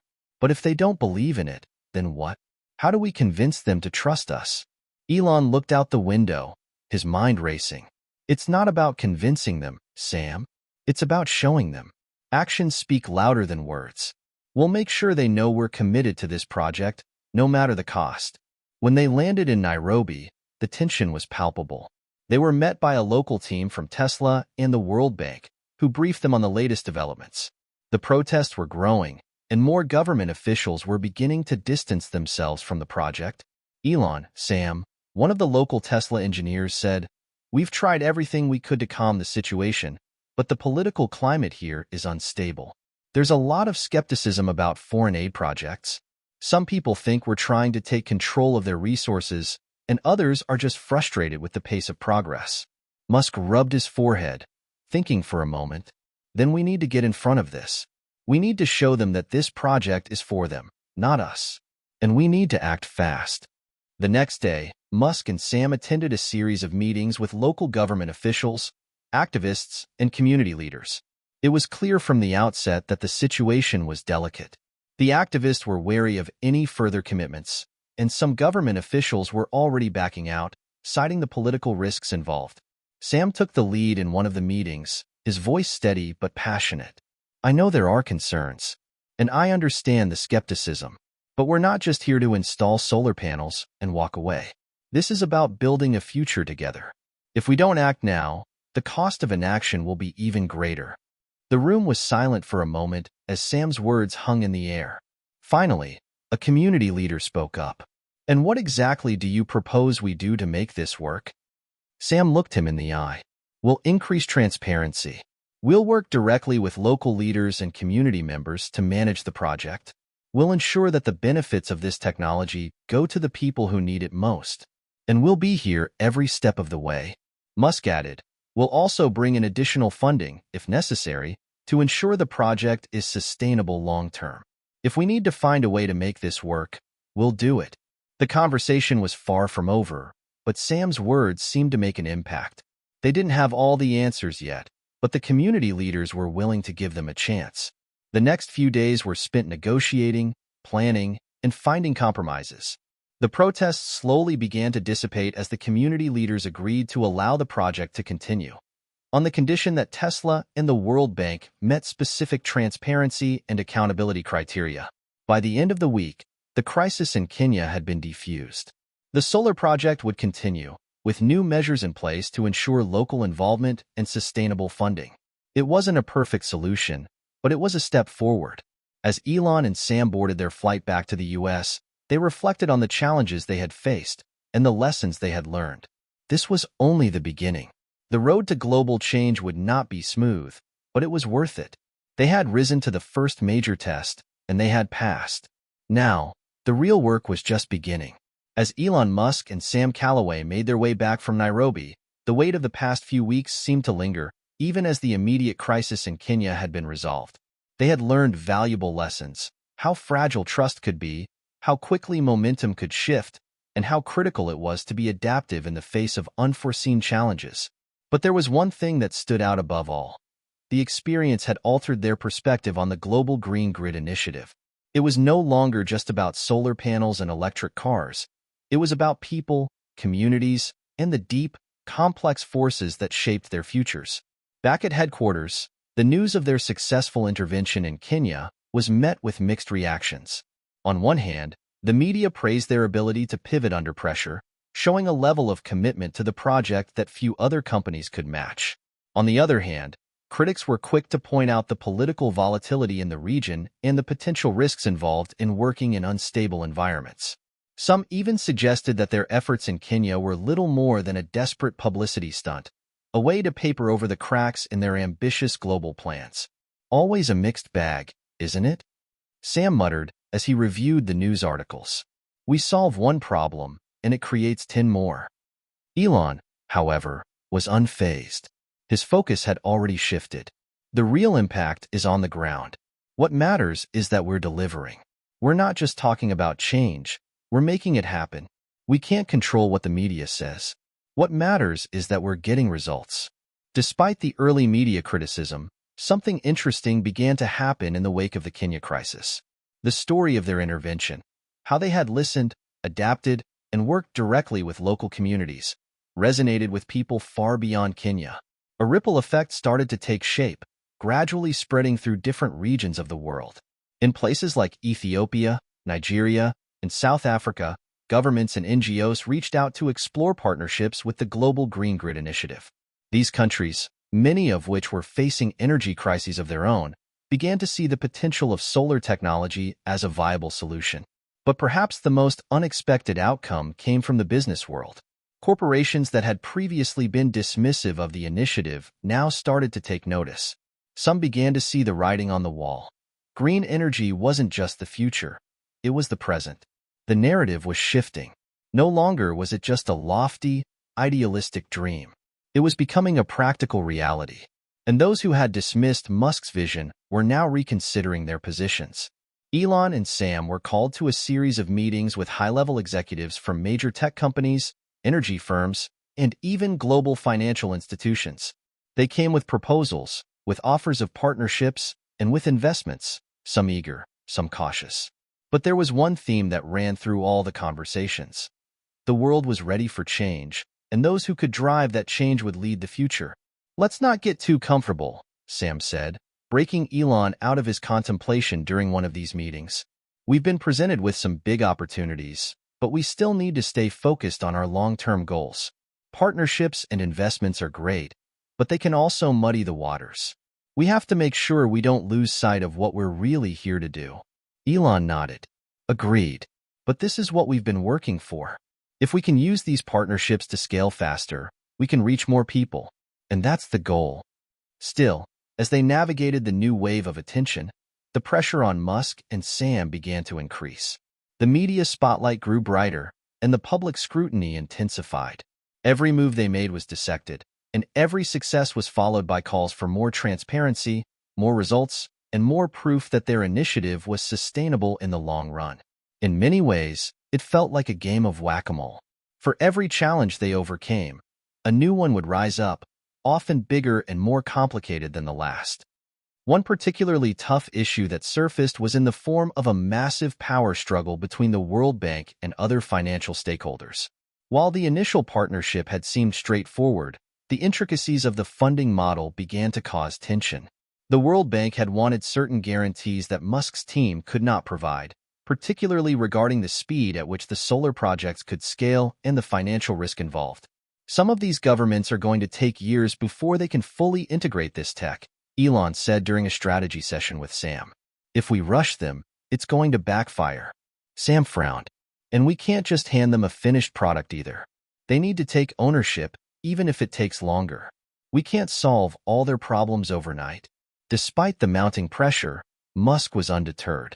He saw the potential of their technology to transcend the immediate challenges they were facing. He knew that the way forward wasn't through shortcuts or half measures. The initiative had to evolve at its own pace, with long-term growth in mind, not short-term victories. And then, something unexpected happened, something that seemed almost like a blessing in disguise. In the midst of all the pressure, a breakthrough came from a surprising source, a group of teenagers in India. They had somehow caught wind of the global green grid initiative and, inspired by Musk's vision, decided to take matters into their own hands. The teens had hacked into the satellite systems Musk's team had set up for monitoring solar grid performance, but rather than causing damage, they had actually enhanced the software. They found ways to optimize the efficiency of the solar panels by analyzing local energy use patterns and providing real-time data back to the system. At first, Musk was furious. How could they have hacked into a system like that without permission? But as he delved deeper into their work, he realized they hadn't done anything malicious. In fact, they had increased the system's efficiency by 15%. Unbelievable, Musk said when he first saw the data. These kids are brilliant. Sam raised an eyebrow. Well, that's one way to solve a problem. But we need to make sure they didn't cause any security breaches. As it turned out, the teens hadn't compromised the system at all. Instead, they discovered an overlooked opportunity to fine-tune the technology. Their innovative approach and understanding of data analytics had actually solved a major issue that Musk's team had been struggling with, maximizing solar efficiency in regions with inconsistent weather patterns. Musk's initial anger turned to admiration. "We've got to meet these kids," he said, his eyes alight with excitement. "They've cracked a problem we've been working on for months. Let's bring them into the fold." Elon and Sam flew to India to meet the group, and what they found was inspiring. A group of teenagers, mostly self-taught in the realms of coding and renewable energy, had become passionate advocates for clean energy and technology. After a series of discussions, Elon made them an offer they couldn't refuse. He invited them to join the Global Green Grid Initiative as part of a new team dedicated to innovation and optimization. These teenagers, once considered rebels, were now part of a groundbreaking effort that would shape the future of energy worldwide. This incident would prove to be a turning point for the initiative. The hack, initially seen as a threat, had become a symbol of something much greater. It was a reminder that innovation could come from anywhere, and sometimes, the most unexpected sources could provide the greatest breakthroughs. As Musk and Sam flew back from India, they reflected on the lesson they had just learned. The world was changing fast, and the best way to move forward was to embrace change, not fear it. They had made it through the storm in Kenya, navigated the minefield of global politics, and now, with this new team of young innovators, they were stronger than ever. But as always, the road ahead was still filled with uncertainty. The ripple effect of their work had only just begun. The unexpected breakthrough in India had given the Global Green Grid Initiative a new wave of momentum. The teenagers who had hacked into the satellite system, with their sharp minds and innovative spirit, had breathed fresh life into the project. But Elon Musk and Sam Calloway knew that this was just one piece of the puzzle.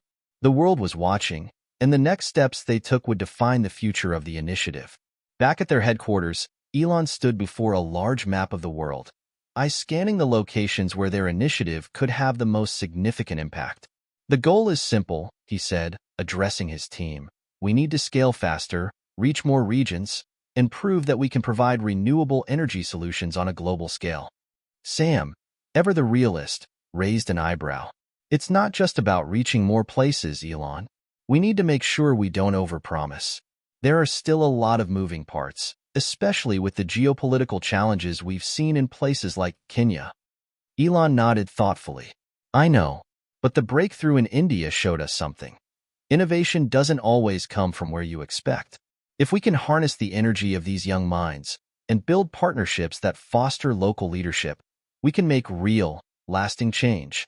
They began by expanding their efforts in regions where traditional energy infrastructure had failed or was too costly to maintain.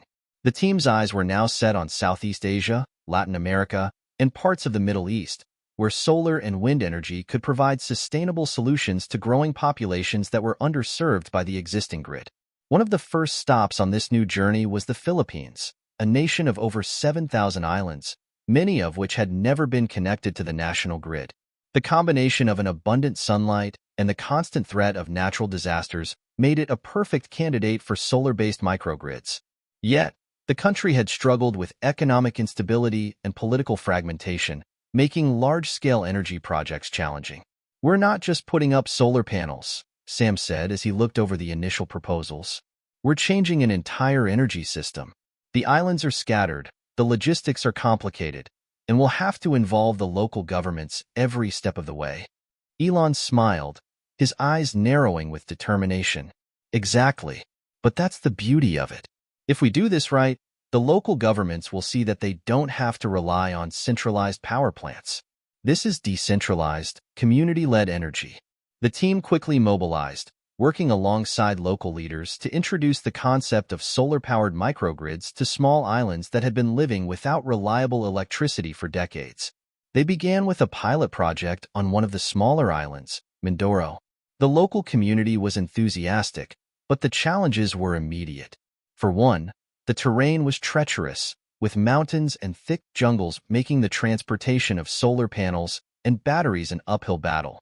Then, there was the issue of training local workers to install and maintain the systems.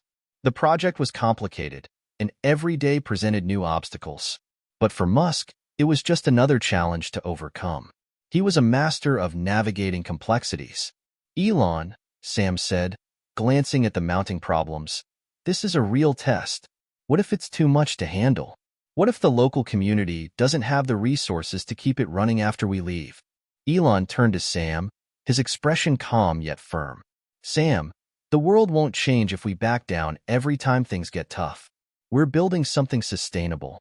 If the locals can manage the systems, then they'll own them. And that's the key. It's not about us doing it all.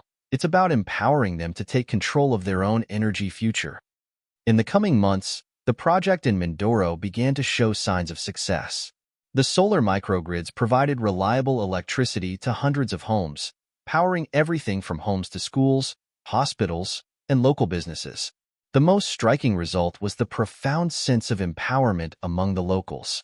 They were no longer dependent on an unreliable, centralized grid, or worse, no electricity at all.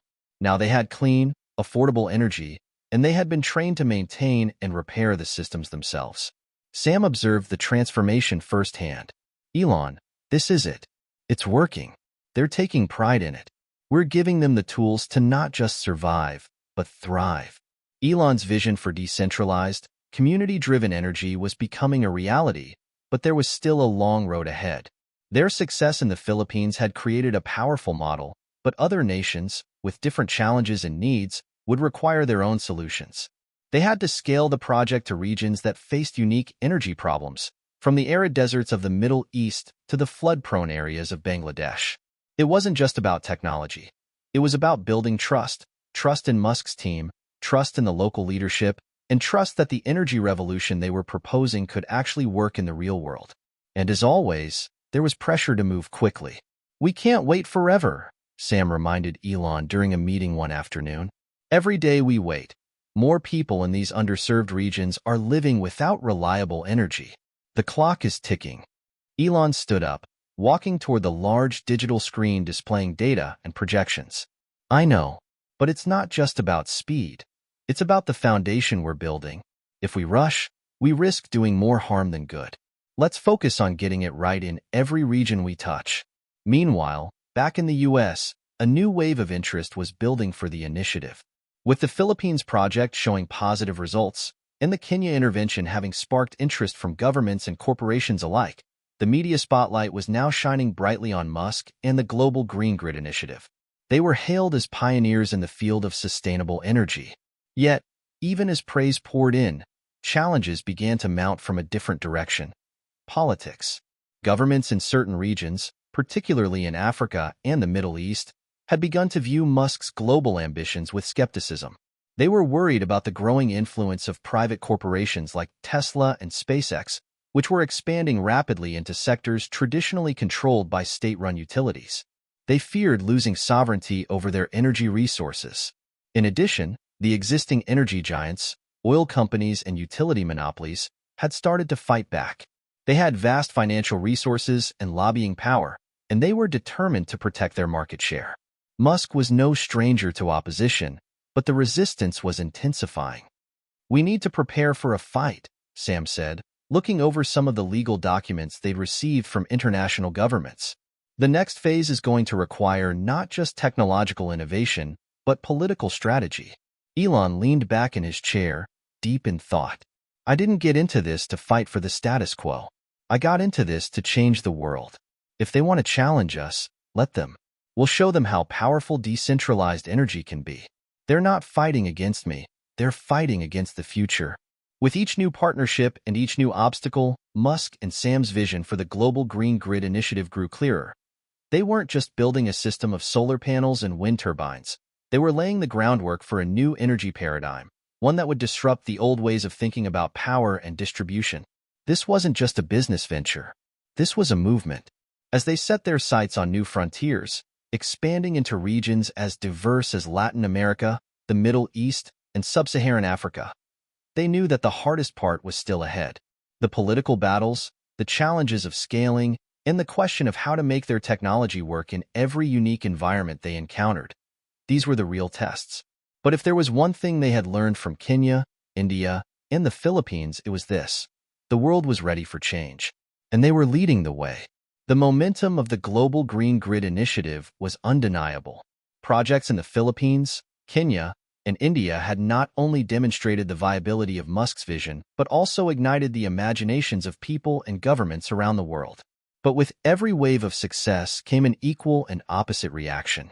Musk and his team were about to face a much more formidable opponent than they had ever imagined: powerful political forces and entrenched corporate interests who viewed their revolution as a direct threat. The first signs of trouble appeared when a delegation from a major Middle Eastern country, which had initially shown interest in the initiative, suddenly backed out of negotiations. This wasn't a simple rejection. They had decided to partner with one of Musk's competitors, an oil and energy conglomerate, who promised to provide a comprehensive energy solution. The alternative solution was cleaner than fossil fuels, but still relied on centralized infrastructure that Musk had worked tirelessly to dismantle. "We've been working on this for months," Sam said in disbelief, watching the press release from the Middle Eastern government. "How did they go from calling us the future to choosing a middle-of-the-road solution?" Elon clenched his jaw. "It's not us they're afraid of. It's the shift in power. With decentralized energy, local governments and communities take control. These traditional power structures, especially in oil-rich nations, don't want to lose their grip on the market." Sam shook his head. "And they've got the resources to fight back. We're talking about governments and billion-dollar energy giants. This is just the beginning." The resistance Musk had feared was starting to materialize, and it wasn't just happening in the Middle East. In South America, where the global green grid had begun to test solar projects in the Andean regions, local energy monopolies, backed by political allies, launched a fierce lobbying campaign against solar power. They argued that the technology was too expensive and unreliable to scale, despite the growing evidence to the contrary. In Africa, governments that had previously been open to partnerships began to backtrack.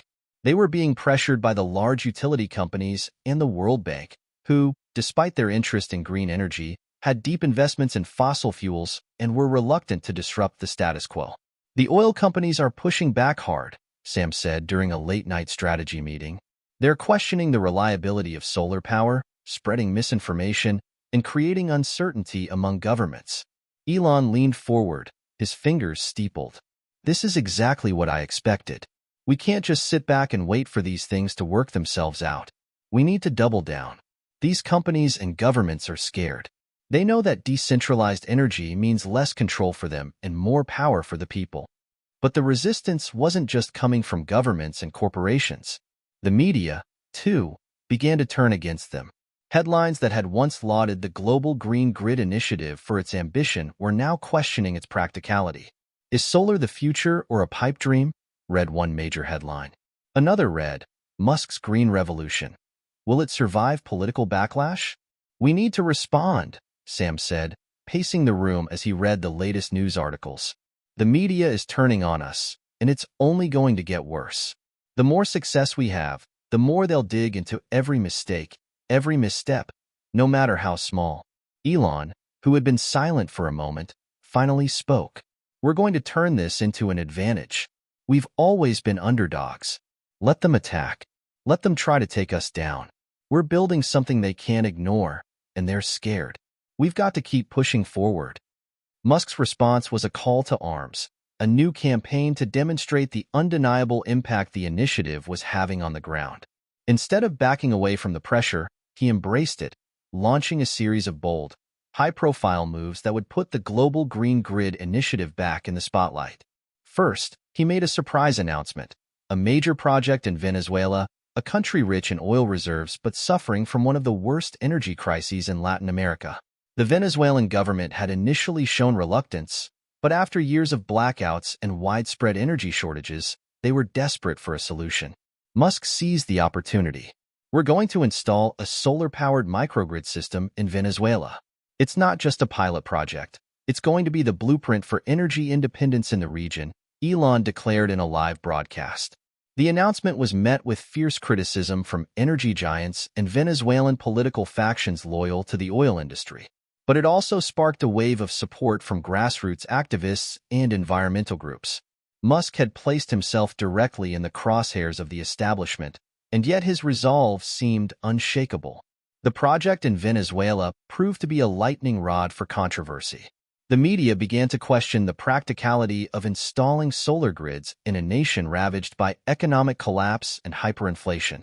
Is this an act of goodwill or an expensive political statement? They asked.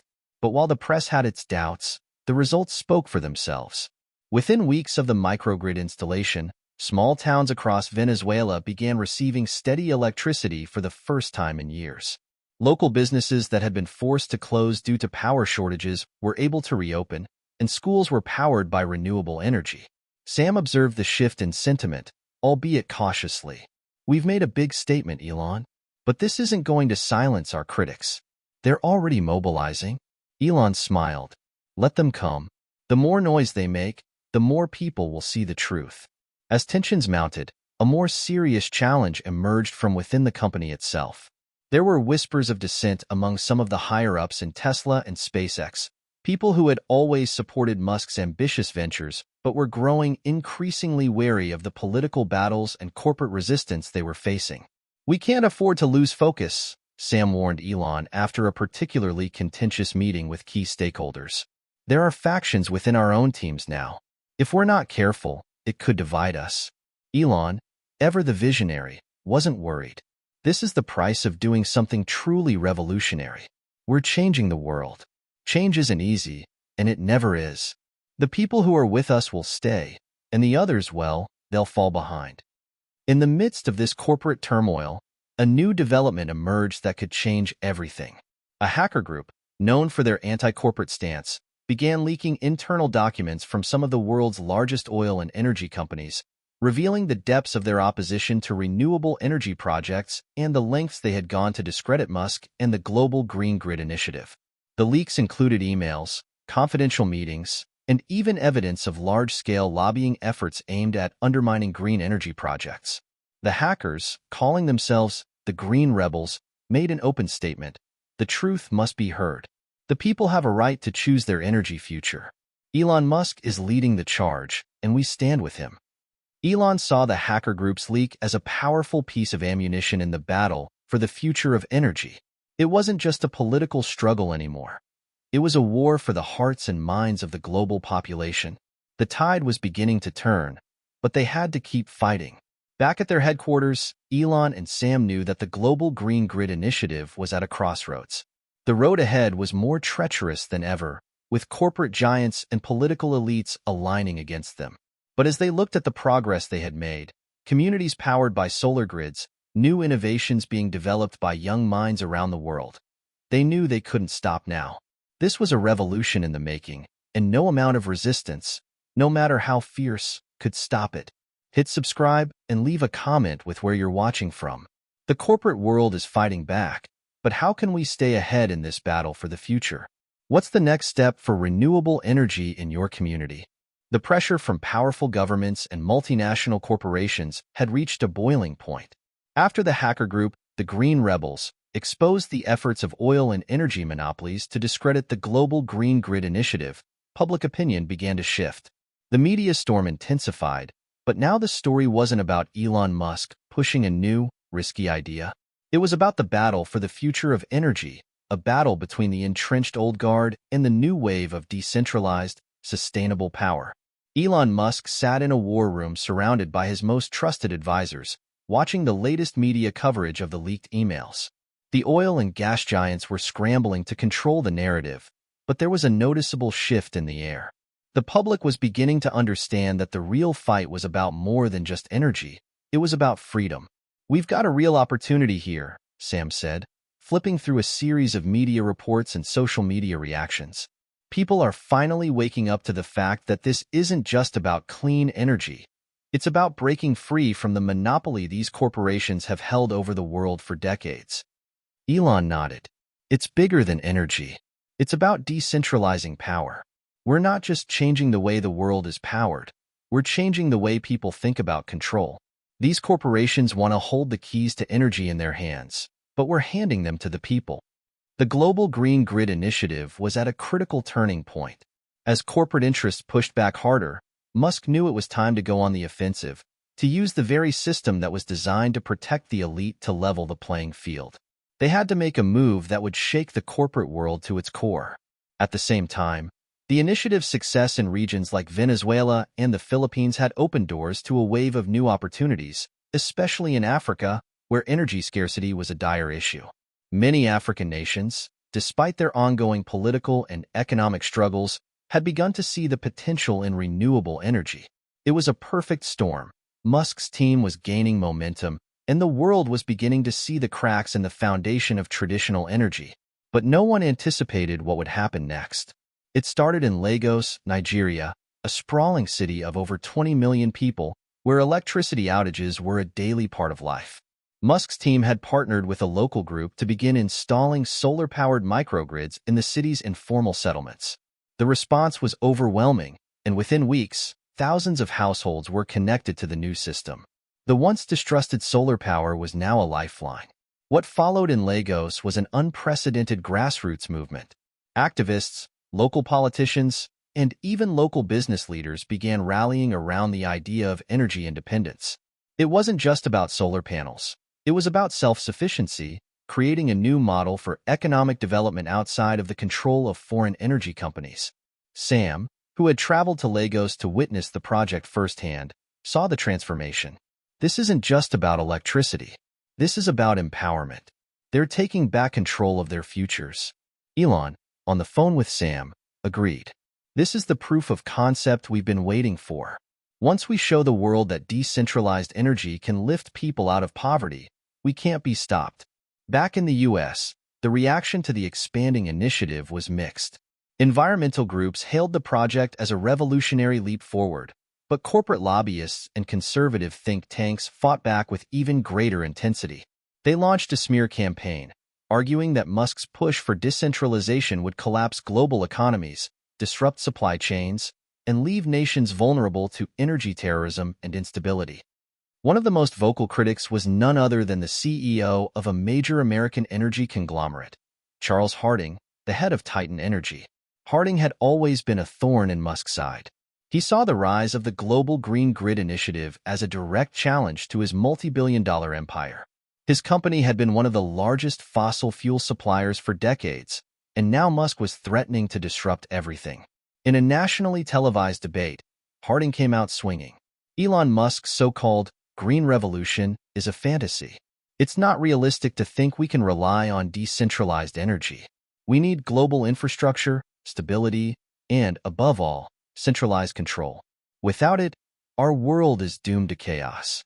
Elon's response was simple, but cutting.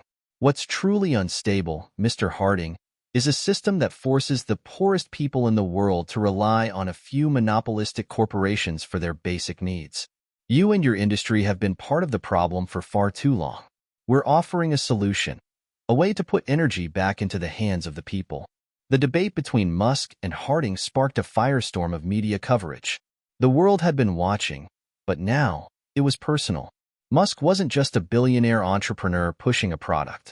He was challenging the entire economic and political structure that had kept energy profits in the hands of a few for over a century.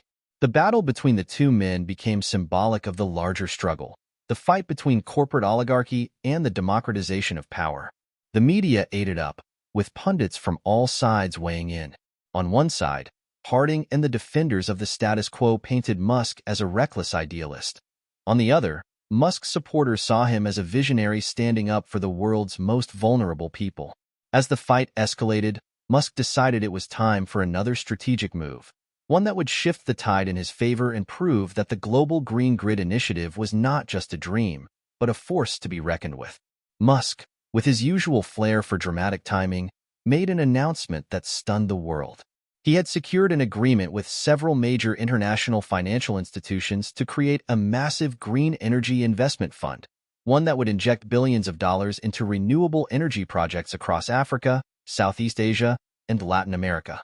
The goal: to create a sustainable, self-sufficient energy grid that would power entire continents without relying on fossil fuels. The announcement was made in front of a packed crowd at a United Nations summit in New York. Elon, alongside the heads of the World Bank, the African Development Bank, and other key institutions, unveiled the initiative. "This is the next step in the global green grid initiative," Elon declared. "We are not just going to change how energy is produced. We are going to change how wealth and power are distributed. This is a global movement, and no corporation, no government, will stop us." The world watched in awe as Musk laid out a vision that would break the chains of energy dependence and reshape entire economies. The message was clear: the old guard of energy monopolies had no place in the future. With the announcement of the Green Energy Fund, the corporate and political resistance began to falter. The scale of the project was unprecedented: billions of dollars, billions of people to be impacted. Harding and Titan Energy, despite their efforts to undermine Musk, were unable to stop the momentum. In fact, they were quickly realizing that the tide of history was turning against them. "The more they fight us," Sam said to Elon, "the more it proves they're on the wrong side of history." Elon smiled. "Let them fight. They'll only push people toward us faster." Back in Lagos, the effect of Musk's announcement was felt almost immediately. A new wave of investment flooded into the region, bringing more jobs, more solar installations, and more opportunities for local entrepreneurs. The decentralized energy revolution had begun, and it was no longer a battle, it was a movement. Elon's vision was now clear. The Global Green Grid Initiative wasn't just about providing energy, it was about creating a new world order, one where the people controlled their resources, not corporations or governments. The world had entered the age of decentralized energy, and there was no turning back. The winds of change were unmistakable. The success of Musk's bold vision for the Global Green Grid Initiative was already rippling through the global economy. It wasn't just about energy anymore. It was about empowerment, independence, and the promise of a brighter, more equitable future for millions of people. The energy landscape had been turned upside down, and the seismic shifts were felt far beyond the world of solar panels and microgrids. Back in the heart of Silicon Valley, Elon Musk and his core team sat in a sleek conference room, the large glass windows offering a panoramic view of the bustling city below. The latest data was in, and it was beyond anything they had anticipated. The numbers weren't just good, they were revolutionary. "We've just passed the 10 million household mark," Sam said, tapping his tablet and showing the figures on the screen. Across Africa, Southeast Asia, and Latin America, more than 10 million homes are now receiving stable, clean energy thanks to decentralized solar grids. That's not just a number. Those are people's lives being transformed. Elon looked at the chart, his mind already jumping ahead to the next challenge. This is just the beginning. What we're seeing is the ripple effect. People are not just getting power, they're gaining independence. They're taking control of their own futures. The ripple effect wasn't just a metaphor. The implementation of decentralized energy systems was changing the fabric of local economies. In places like rural Kenya, where access to electricity had been a luxury for the elite, new businesses were being born at an unprecedented rate. Entrepreneurs could now set up shops, run factories, and even start tech startups powered entirely by solar energy.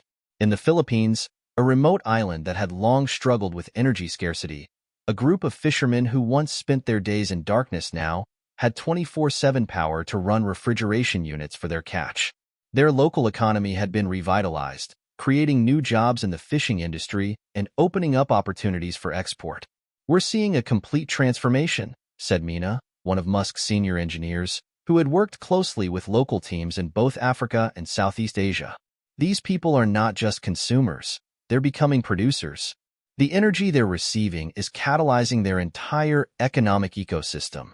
Meanwhile, in the heart of the corporate world, Titan Energy's CEO, Charles Harding, was facing mounting pressure. His company's stock price was plummeting, and the oil industry's grip on global markets seemed to be slipping. While Harding had tried to rally support for centralized energy solutions, it had become clear that his message was no longer resonating with the public, especially as decentralized energy proved to be cheaper, more reliable, and, most importantly, more resilient in the face of global crises. During a heated earnings call, Harding's frustration boiled over. Musk's so-called green revolution is nothing more than a passing fad. We will not allow his radical ideas to destroy decades of infrastructure and the livelihoods of millions. The future of energy is built on the infrastructure we've spent billions creating. This dream of decentralization is just that, a dream. But the truth was undeniable. The dream was quickly becoming a reality. Corporate power, which had once been the undisputed ruler of the global energy sector, was now feeling the pressure of a new world order. Across the globe, the United Nations began to take notice. The Global Green Grid Initiative was no longer an isolated experiment. It was a movement. A paradigm shift in how energy was produced and distributed was beginning to reshape the world order. At a major summit in Geneva, Musk took the stage in front of world leaders, activists, and industry moguls. It was a moment that had seemed unimaginable only a few years ago. Elon Musk, once seen as an eccentric billionaire with a penchant for space exploration and electric cars, was now the face of the most significant energy transformation in human history. "I've said this before," Musk began, his voice calm yet unwavering. "The future is decentralized. The future is sustainable. The future is in the hands of the people, not the corporations. It's not about putting more money into the pockets of the oil barons. It's about giving power back to the people who need it the most." His words rang through the conference hall. While some political leaders resisted the change, others saw the incredible potential. China, which had long been a leader in renewable energy technology, proposed a historic partnership with Musk's initiative. The proposal was simple: work together to build the largest decentralized energy infrastructure in the world, connecting rural communities across Asia with clean, affordable power. Back in the United States, political divisions were growing more pronounced. The opposition to Musk's vision had intensified, with conservative leaders and fossil fuel lobbyists continuing to frame Musk's push for decentralized energy as a threat to national security. The argument was that the global spread of solar microgrids would lead to a fractured, unstable world where power, both literal and figurative, was no longer under the control of centralized institutions. At the same time, progressive voices, many of whom had been skeptical of Musk's corporate background, began to rally around his vision. "We can't afford to let the oil companies and utility monopolies hold us hostage any longer," said Senator Maria Hernandez, a prominent environmental advocate. "The decentralized energy movement isn't just a political issue, it's a moral one." In the coming months, new legislation would be introduced in the U.S. Senate, aimed at incentivizing renewable energy investment and accelerating the transition to decentralized grids. It was clear that the winds of politics were shifting in favor of green energy, and Musk's initiative was at the forefront of this battle. As the political tides began to turn, Musk's team started preparing for the next phase, scaling up the Global Green Grid Initiative to an unprecedented level. The goal wasn't just to power communities in Africa or Southeast Asia, it was to connect entire continents. To do this, Musk announced a partnership with SpaceX, using Starlink to create an interconnected global grid, where microgrids in remote villages could be monitored and managed via satellite data. The Starlink partnership was a game-changer. By using low-orbit satellites to provide internet access, SpaceX was able to offer real-time data collection, predictive analytics, and performance optimization for energy systems in remote regions. The technology could now be used to monitor energy demand, predict shortages, and prevent outages before they occurred. It was a revolutionary leap forward, combining Musk's vision for space exploration with his commitment to solving Earth's energy crisis. "We're no longer just talking about solving energy problems," Musk said in a presentation to investors. "We're talking about changing the very fabric of global economies. When you can power a village in the middle of Africa, give them the tools they need to create their own economy, and connect them to the rest of the world through technology, that's how you change the world." The impact was immediate. In the months following the announcement, global investment in green technologies surged. New startups and local energy cooperatives sprang up, using Musk's decentralized models to build localized economies based on renewable energy. In India, for example, entire villages began to operate off-grid, reducing their reliance on central government grids and empowering local communities to make decisions about their energy futures. But it wasn't just developing nations that were being impacted. Even in wealthy nations like the US and Europe, the rise of decentralized energy was causing a shift in the way businesses operated. Large corporations were no longer solely dependent on national grids. They were beginning to invest in their own energy solutions, using solar panels, wind turbines, and battery storage systems to power factories, offices, and data centers. It was the beginning of the end for traditional utility monopolies. The ripple effect of Musk's global green grid initiative was clear. It wasn't just an energy revolution. It was a global economic revolution.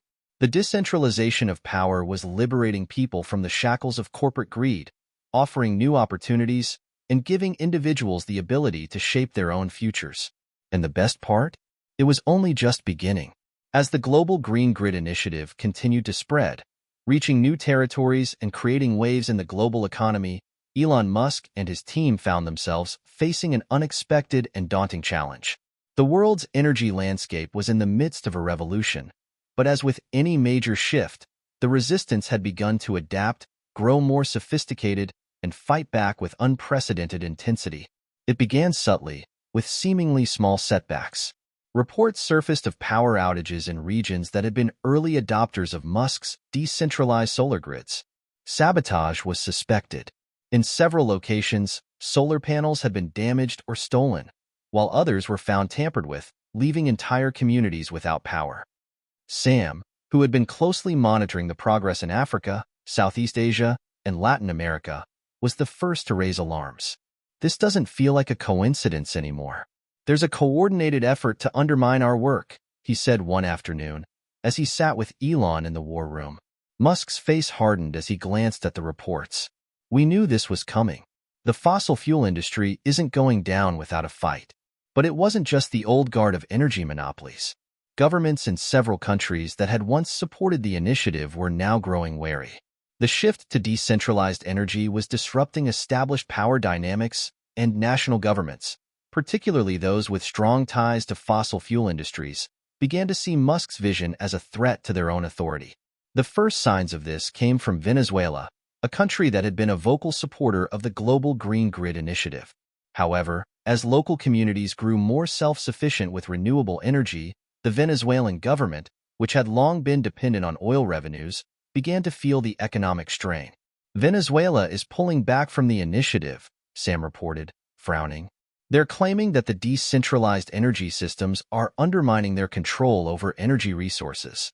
Musk knew that the road ahead was going to get even more treacherous. Governments and corporations were not going to let go of their power without a fight. Yet, the more resistance he faced, the more determined he became. As the pressure mounted, Musk's team worked tirelessly to safeguard their progress. They doubled down on cybersecurity, deploying advanced encryption protocols and satellite monitoring to protect their infrastructure. They also set up local energy cooperatives that could quickly respond to any disruptions, ensuring that if one area was targeted, other regions could step in and keep the grid running. But sabotage and political opposition weren't the only threats that began to emerge. One morning, Elon received an unexpected phone call from the United Nations. The organization had been tracking the rapidly expanding global green grid initiative with cautious optimism, but now there were concerns from a new front. "We have a problem," the voice on the other end of the line said. "The International Monetary Fund has raised concerns about the economic implications of your initiative." There are fears that decentralizing energy could destabilize national economies, especially in emerging markets where oil and gas revenues play a critical role.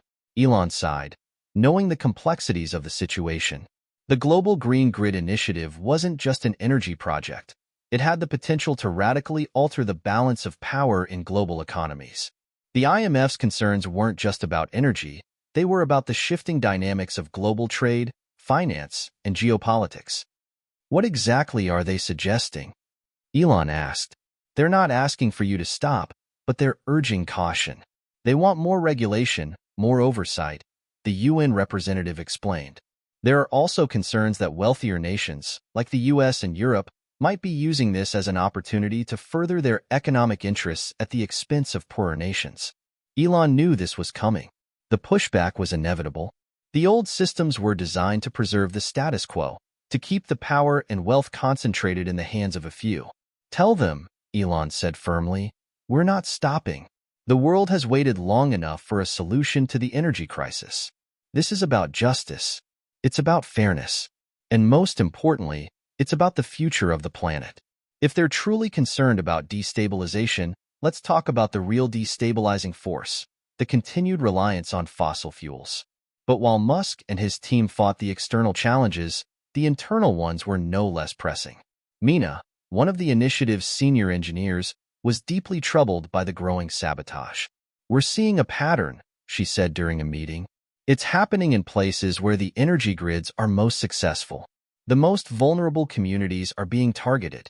Elon stared at the map in front of him, which showed the regions where the most damage had occurred. If we let this stop us, then we're playing into their hands. They want us to give up, to let them maintain control. But we can't. We won't. It was at this point that Elon made a decision that would ultimately change the course of the initiative's future. The solution wasn't just about fighting back. It was about empowering the people even more. The Global Green Grid Initiative needed to become something that was beyond Musk, beyond any one individual or corporation. It had to be a movement. The next phase of the project was audacious and unprecedented. Musk would turn the power of the initiative over to the people. Literally. We're going to create a decentralized network of cooperatives, Musk announced during a meeting with his core team. We'll give the people the tools, the knowledge, and the infrastructure to not just use energy, but to control it. From production to distribution, they'll own it. It was a radical idea. Instead of just providing renewable energy to underserved communities, Musk's team would train local leaders and entrepreneurs to manage their own energy solutions. Local solar farms, wind turbines, and microgrids would be owned and operated by the very communities they served. We're talking about total energy independence, Musk said, his eyes gleaming. By decentralizing not just the energy infrastructure but the knowledge and technology, we're making sure no one can take this away from them. It's the next step in the revolution. The idea of decentralized cooperatives wasn't new. It had worked in agricultural cooperatives for generations and in other sectors like local water management. But applying it to energy on a global scale was a bold leap forward. As Musk's team worked on implementing this new model, the global resistance continued to escalate. Governments and corporations were pulling out all the stops to stifle the initiative. Some countries began to issue new laws banning decentralized energy systems, while others sought to criminalize the operation of solar microgrids outside the control of national governments. But each attack only fueled the movement. People were beginning to realize that the fight wasn't just for energy. It was for their autonomy, for their right to control the resources that powered their lives. Communities in Kenya, the Philippines, and even parts of the US were rising up, demanding that their leaders embrace this new future or face the consequences of irrelevance. One evening, as Elon stood on the balcony of his SpaceX headquarters, overlooking the city lights of Los Angeles, Sam joined him. The quiet of the moment was a stark contrast to the storm of progress that had been unfolding. It feels like the calm before the storm, Sam said, glancing at Elon. Elon nodded. It's not just a storm, Sam. It's the future. The future, however, would not come easily. Musk knew that the storm was far from over. But with every challenge, every obstacle, the Global Green Grid Initiative was gaining momentum. And as the people began to take ownership of their own energy, Musk knew that no force on Earth could stop them. As the weeks turned into months, The storm that had once seemed like an overwhelming force began to change its course. What had started as a small, decentralized movement for cleaner, more equitable energy was rapidly becoming a global phenomenon. Musk's audacious decision to turn the global green grid initiative over to the people had sparked a wave of energy independence that was not only transforming economies, but also reshaping the very foundations of society itself. In small rural towns across Africa, Southeast Asia, and even in the forgotten corners of the American Midwest, the changes were nothing short of revolutionary. The model that Elon Musk and his team had crafted, one where energy was no longer controlled by corporations or governments, but by local communities, was proving to be more successful than anyone had dared imagine. One of the first success stories was in Uganda. A group of young entrepreneurs, trained and empowered by Musk's initiative, had set up a decentralized solar microgrid in a rural village. The results were astonishing. Within just 6 months, the village went from being completely dependent on unreliable diesel generators to having a stable, renewable energy source. Businesses flourished, schools stayed open later into the evening, and families no longer had to ration power or suffer from the dark uncertainty of energy shortages. "We're no longer just surviving," said Lillian, one of the young leaders of the project. "We're thriving. We have control over our energy, and that's giving us the chance to create real change." Musk had always believed that energy was the key to unlocking economic potential, but seeing it unfold in such a tangible way was something even he hadn't fully anticipated. The rise of local energy cooperatives meant that entire communities were now empowered to make their own decisions about how they produced, consumed, and distributed energy. But it wasn't just rural communities that were seeing the benefits. Cities across the globe, from the skyscrapers of New York to the streets of Jakarta, were beginning to shift toward decentralized energy systems. Corporate giants, once staunch supporters of centralized energy solutions, began to reconsider their position. In California, a major tech company, once a vocal critic of decentralized energy, announced that it was converting its entire campus to a self-sustaining solar and battery system. "The future of energy is local, and we want to be part of that future," said the CEO during a press conference. The announcement sent shockwaves through the corporate world, signaling a new era where energy was no longer just a commodity controlled by the few, but a shared resource accessible to all. Musk smiled as he watched the news. The tide was turning, and he knew that the momentum of this movement was unstoppable. Despite the growing success of the initiative, the battle was far from over. The old powers that had once controlled the energy sector weren't just going to give up. They adapted, evolved, and fought back with renewed vigor. In the United States, a coalition of oil and gas companies, backed by political lobbyists, launched a full-scale campaign to discredit Musk's vision. The narrative they spun was one of fear. Decentralized energy would lead to chaos, blackouts, and national security threats. They painted Musk as a reckless visionary, a man too obsessed with his own ideas to consider the larger consequences. "This is about more than just energy," said Senator Alexander Harris, a staunch opponent of Musk's plans, during a televised interview. "It's about national security. The idea of turning our energy grid over to local cooperatives, with no centralized control, is a recipe for disaster. It will leave us vulnerable to cyber attacks, natural disasters, and even geopolitical conflict." Harris's words were echoed by many others in the political establishment, and the media picked up the story, amplifying the fear-mongering. The battle for the future of energy was no longer just about technology. It was about politics, power, and control. Musk, however, was not deterred.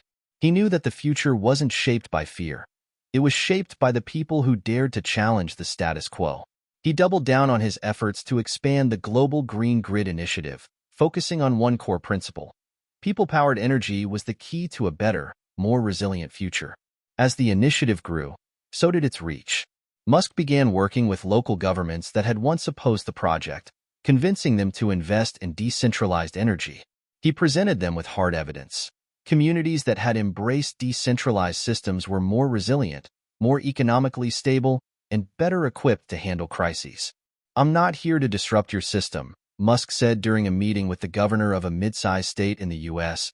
"I'm here to offer you a partnership, a chance to create an energy future that's sustainable, reliable, and equitable for everyone." The governor, initially skeptical, was swayed by the data and the undeniable success stories that Musk's team had gathered. "This could be the future of energy for our state," she said. "I'm willing to give it a chance." It was around this time that Musk received a message from an unlikely source. Charles Harding, the CEO of Titan Energy, the same corporate giant that had once tried to undermine Musk's efforts. "I've been watching," Harding wrote, "and I've realized something. You're right. The future isn't in fossil fuels. It's in decentralized energy. I'm willing to discuss a partnership." Musk paused as he read the message. For a moment, it seemed almost too surreal to be true.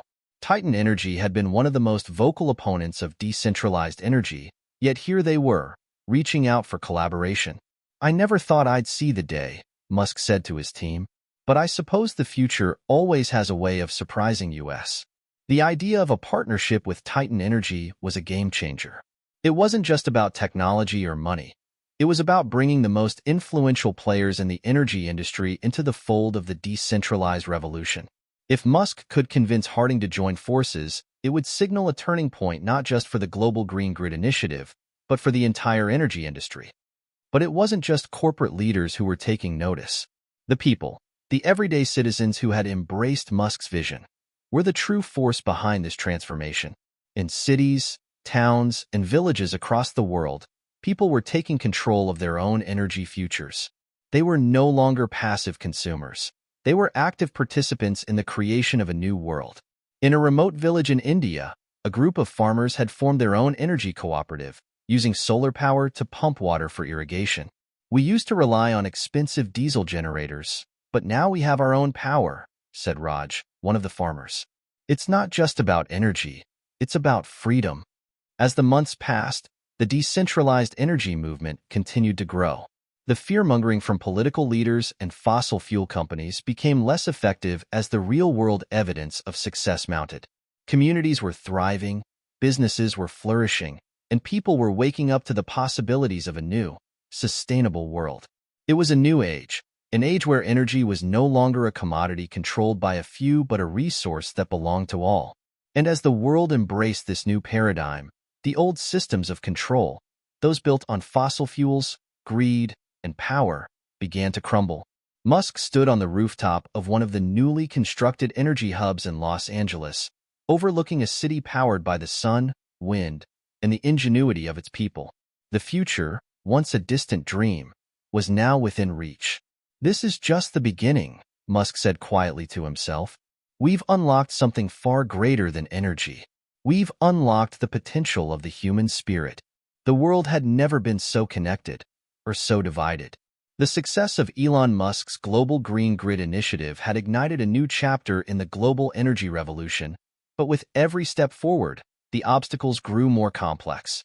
What had started as a movement for clean, decentralized energy was now facing its greatest challenge. A bitter and multifaceted battle not just against fossil fuel giants, but against the very forces of geopolitics, corporate greed, and societal division. It began in a small conference room in Washington, D.C., where the world's most powerful leaders had gathered for the annual G20 summit. The energy revolution was now a top topic on the global stage, with heads of state and multinational corporations debating how to handle the rapid shift from fossil fuels to renewable, decentralized energy. Elon Musk, who had once been an outsider to the world of global politics, now found himself at the center of this power struggle. At the table, U.S. President Claire Matthews, who had become a staunch supporter of Musk's initiative, exchanged tense glances with her counterpart, President Ivan Durov of Russia. Durov had long been a vocal critic of Musk's vision, claiming that it would destabilize the global energy market, undermining the influence of traditional energy superpowers like Russia and the Middle East.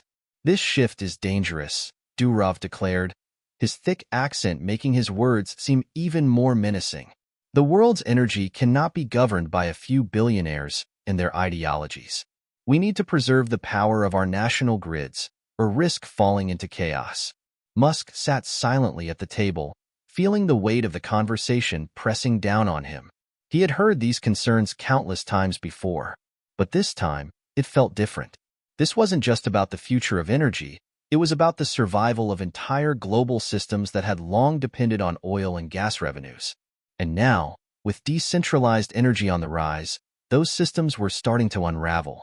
We cannot allow a few countries to control the flow of energy anymore, President Matthews responded, her voice firm and resolute. The future must be decentralized, or we will continue to face the environmental and economic crises that threaten the planet. Durov's eyes narrowed. And what about the nations that cannot afford these systems? What will happen to the developing world when they're left with nothing but your untested technology? The conversation shifted to a dangerous tone, one that would set the stage for the escalating tensions to come. The global energy establishment was beginning to realize the full scope of Musk's revolution. It wasn't just about renewable energy, it was about redistributing power, both literally and metaphorically.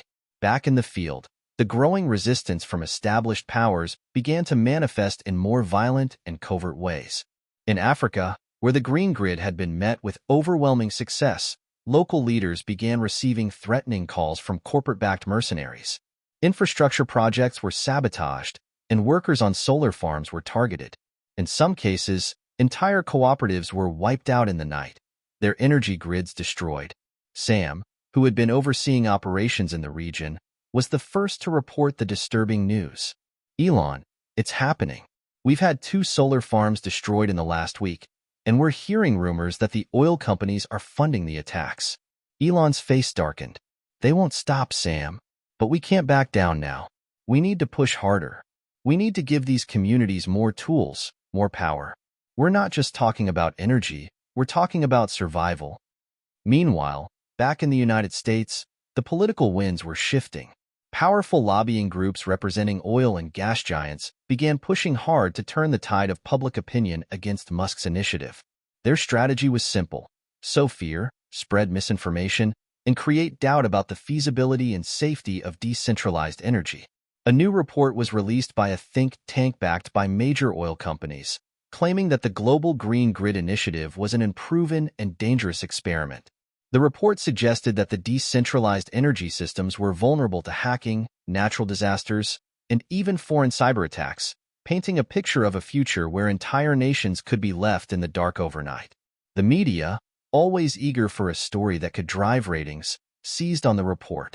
Headlines blared, "The future of energy. Is Musk's green grid a ticking time bomb?" The public was once again divided. Supporters of Musk's vision argued that the decentralized energy movement was essential for the survival of the planet, while detractors, fueled by corporate-funded narratives, warned of catastrophic consequences. Musk, once a hero to the masses, was now facing a battle for his own legacy. For the first time, he wasn't just fighting for a better future. He was fighting to keep the future from being hijacked by powerful interests who had no intention of letting go of the old systems that had served them so well for so long. The pressure on Musk and his team was mounting. Behind closed doors, key members of the initiative were beginning to question the path forward. Mina, one of the lead engineers who had been with Musk from the beginning, found herself torn. On one hand, the success stories were undeniable. The global green grid had empowered millions, creating a sense of independence and hope where none had existed before.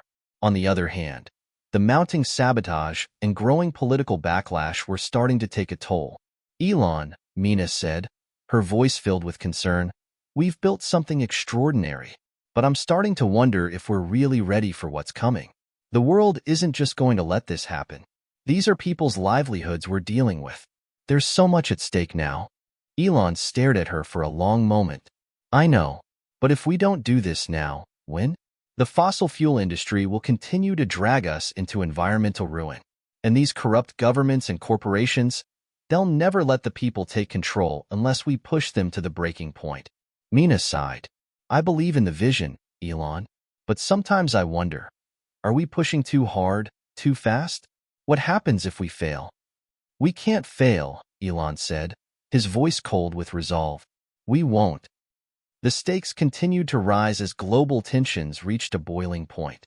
In Europe, Germany, once a pioneer of renewable energy, began to falter. As a key supporter of Musk's initiative, Germany had invested heavily in decentralized energy systems. But now, under pressure from Russian-backed oil interests, the German government began to backpedal. They imposed new restrictions on decentralized energy installations, citing national security concerns related to the potential vulnerabilities of the green grid. Across the globe, countries like Saudi Arabia and Venezuela, whose economies were deeply intertwined with oil exports, were considering drastic measures to curtail Musk's influence.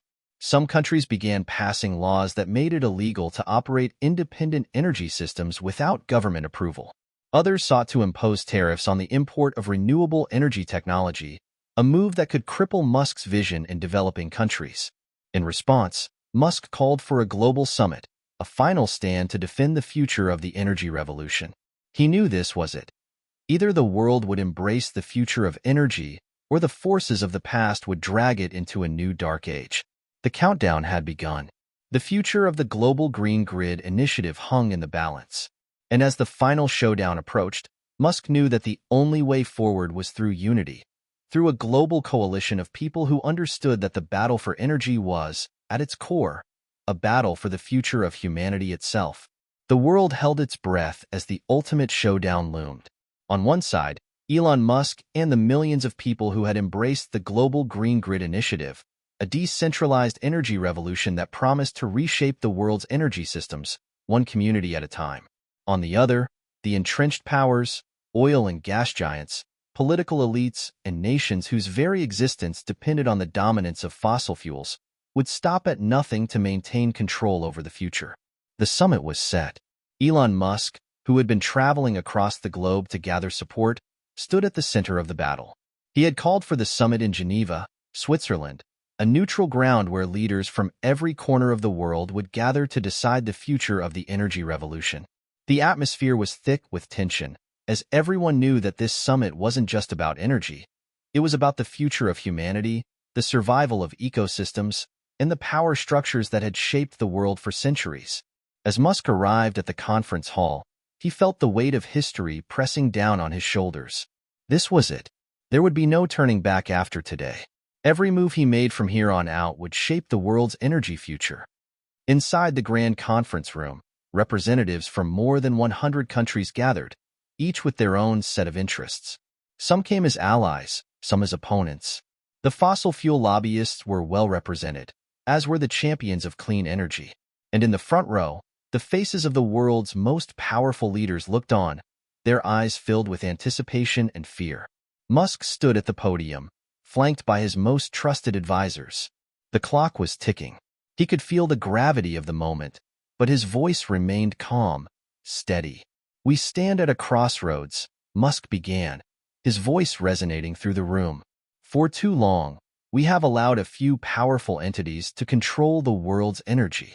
We have allowed them to shape our economies, our politics, and our planet's future. But today that changes. The future of energy is decentralized. It is clean, and it is in the hands of the people, not the corporations." He paused for a moment, letting his words sink in.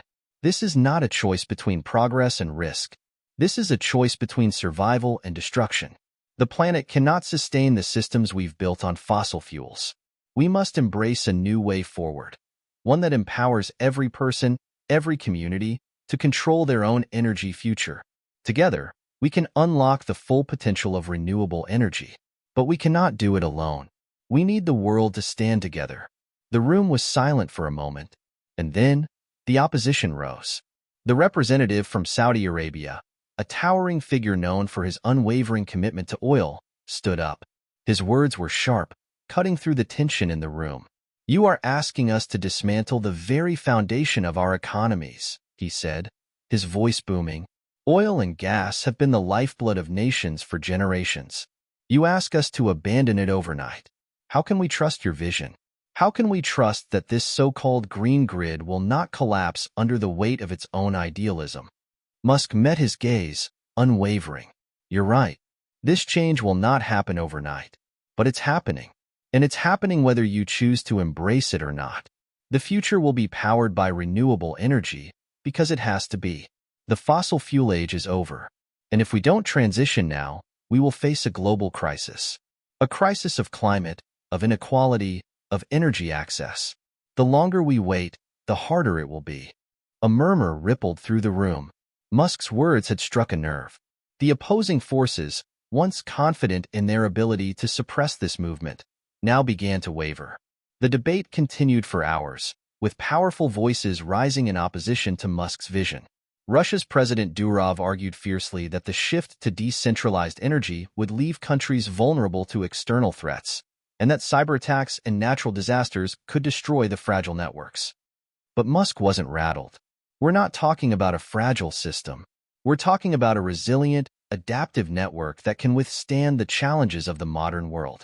The future of energy is built on local, community-driven solutions. It's more secure, more sustainable, and more equitable than the centralized systems we've relied on for so long. The room fell into silence again, and Musk could feel the shift in the energy of the room. His words, his passion, and the undeniable success stories from around the world were beginning to break down the barriers of doubt and fear. The turning point came when a small delegation from a previously skeptical African nation spoke up. They had already embraced decentralized solar power, and they had the data to prove its transformative effects. "We've seen the change," said Amina, a young leader from Tanzania who had been working closely with Musk's team. "We have seen our communities grow stronger, more self-sufficient, and more resilient. The green grid isn't just a pipe dream, it's a reality, and it's giving people the tools they need to thrive. If we can do this in Tanzania, you can do this anywhere." Her words rang out with the force of undeniable truth. The audience could feel the authenticity in her voice. The revolution Musk had started was no longer a distant possibility. It was already unfolding in real time, in the very places that needed it most. The vote was called. The tension in the room was palpable as representatives prepared to cast their ballots. Would the world choose the status quo, or would they embrace the bold future Musk had laid out before them?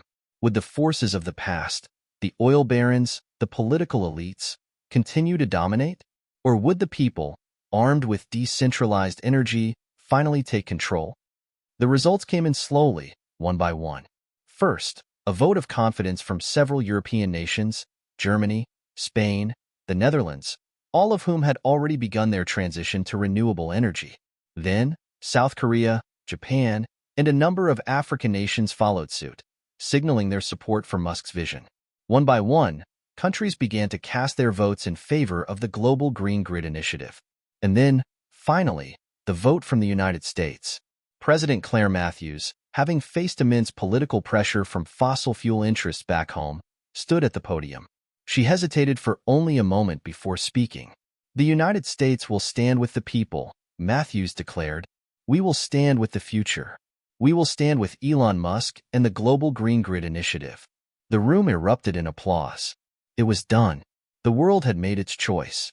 The global Green Grid initiative had won the backing of the world's most powerful nations. Musk exhaled deeply, feeling the weight of the moment lift from his shoulders. This was not the end. It was just the beginning.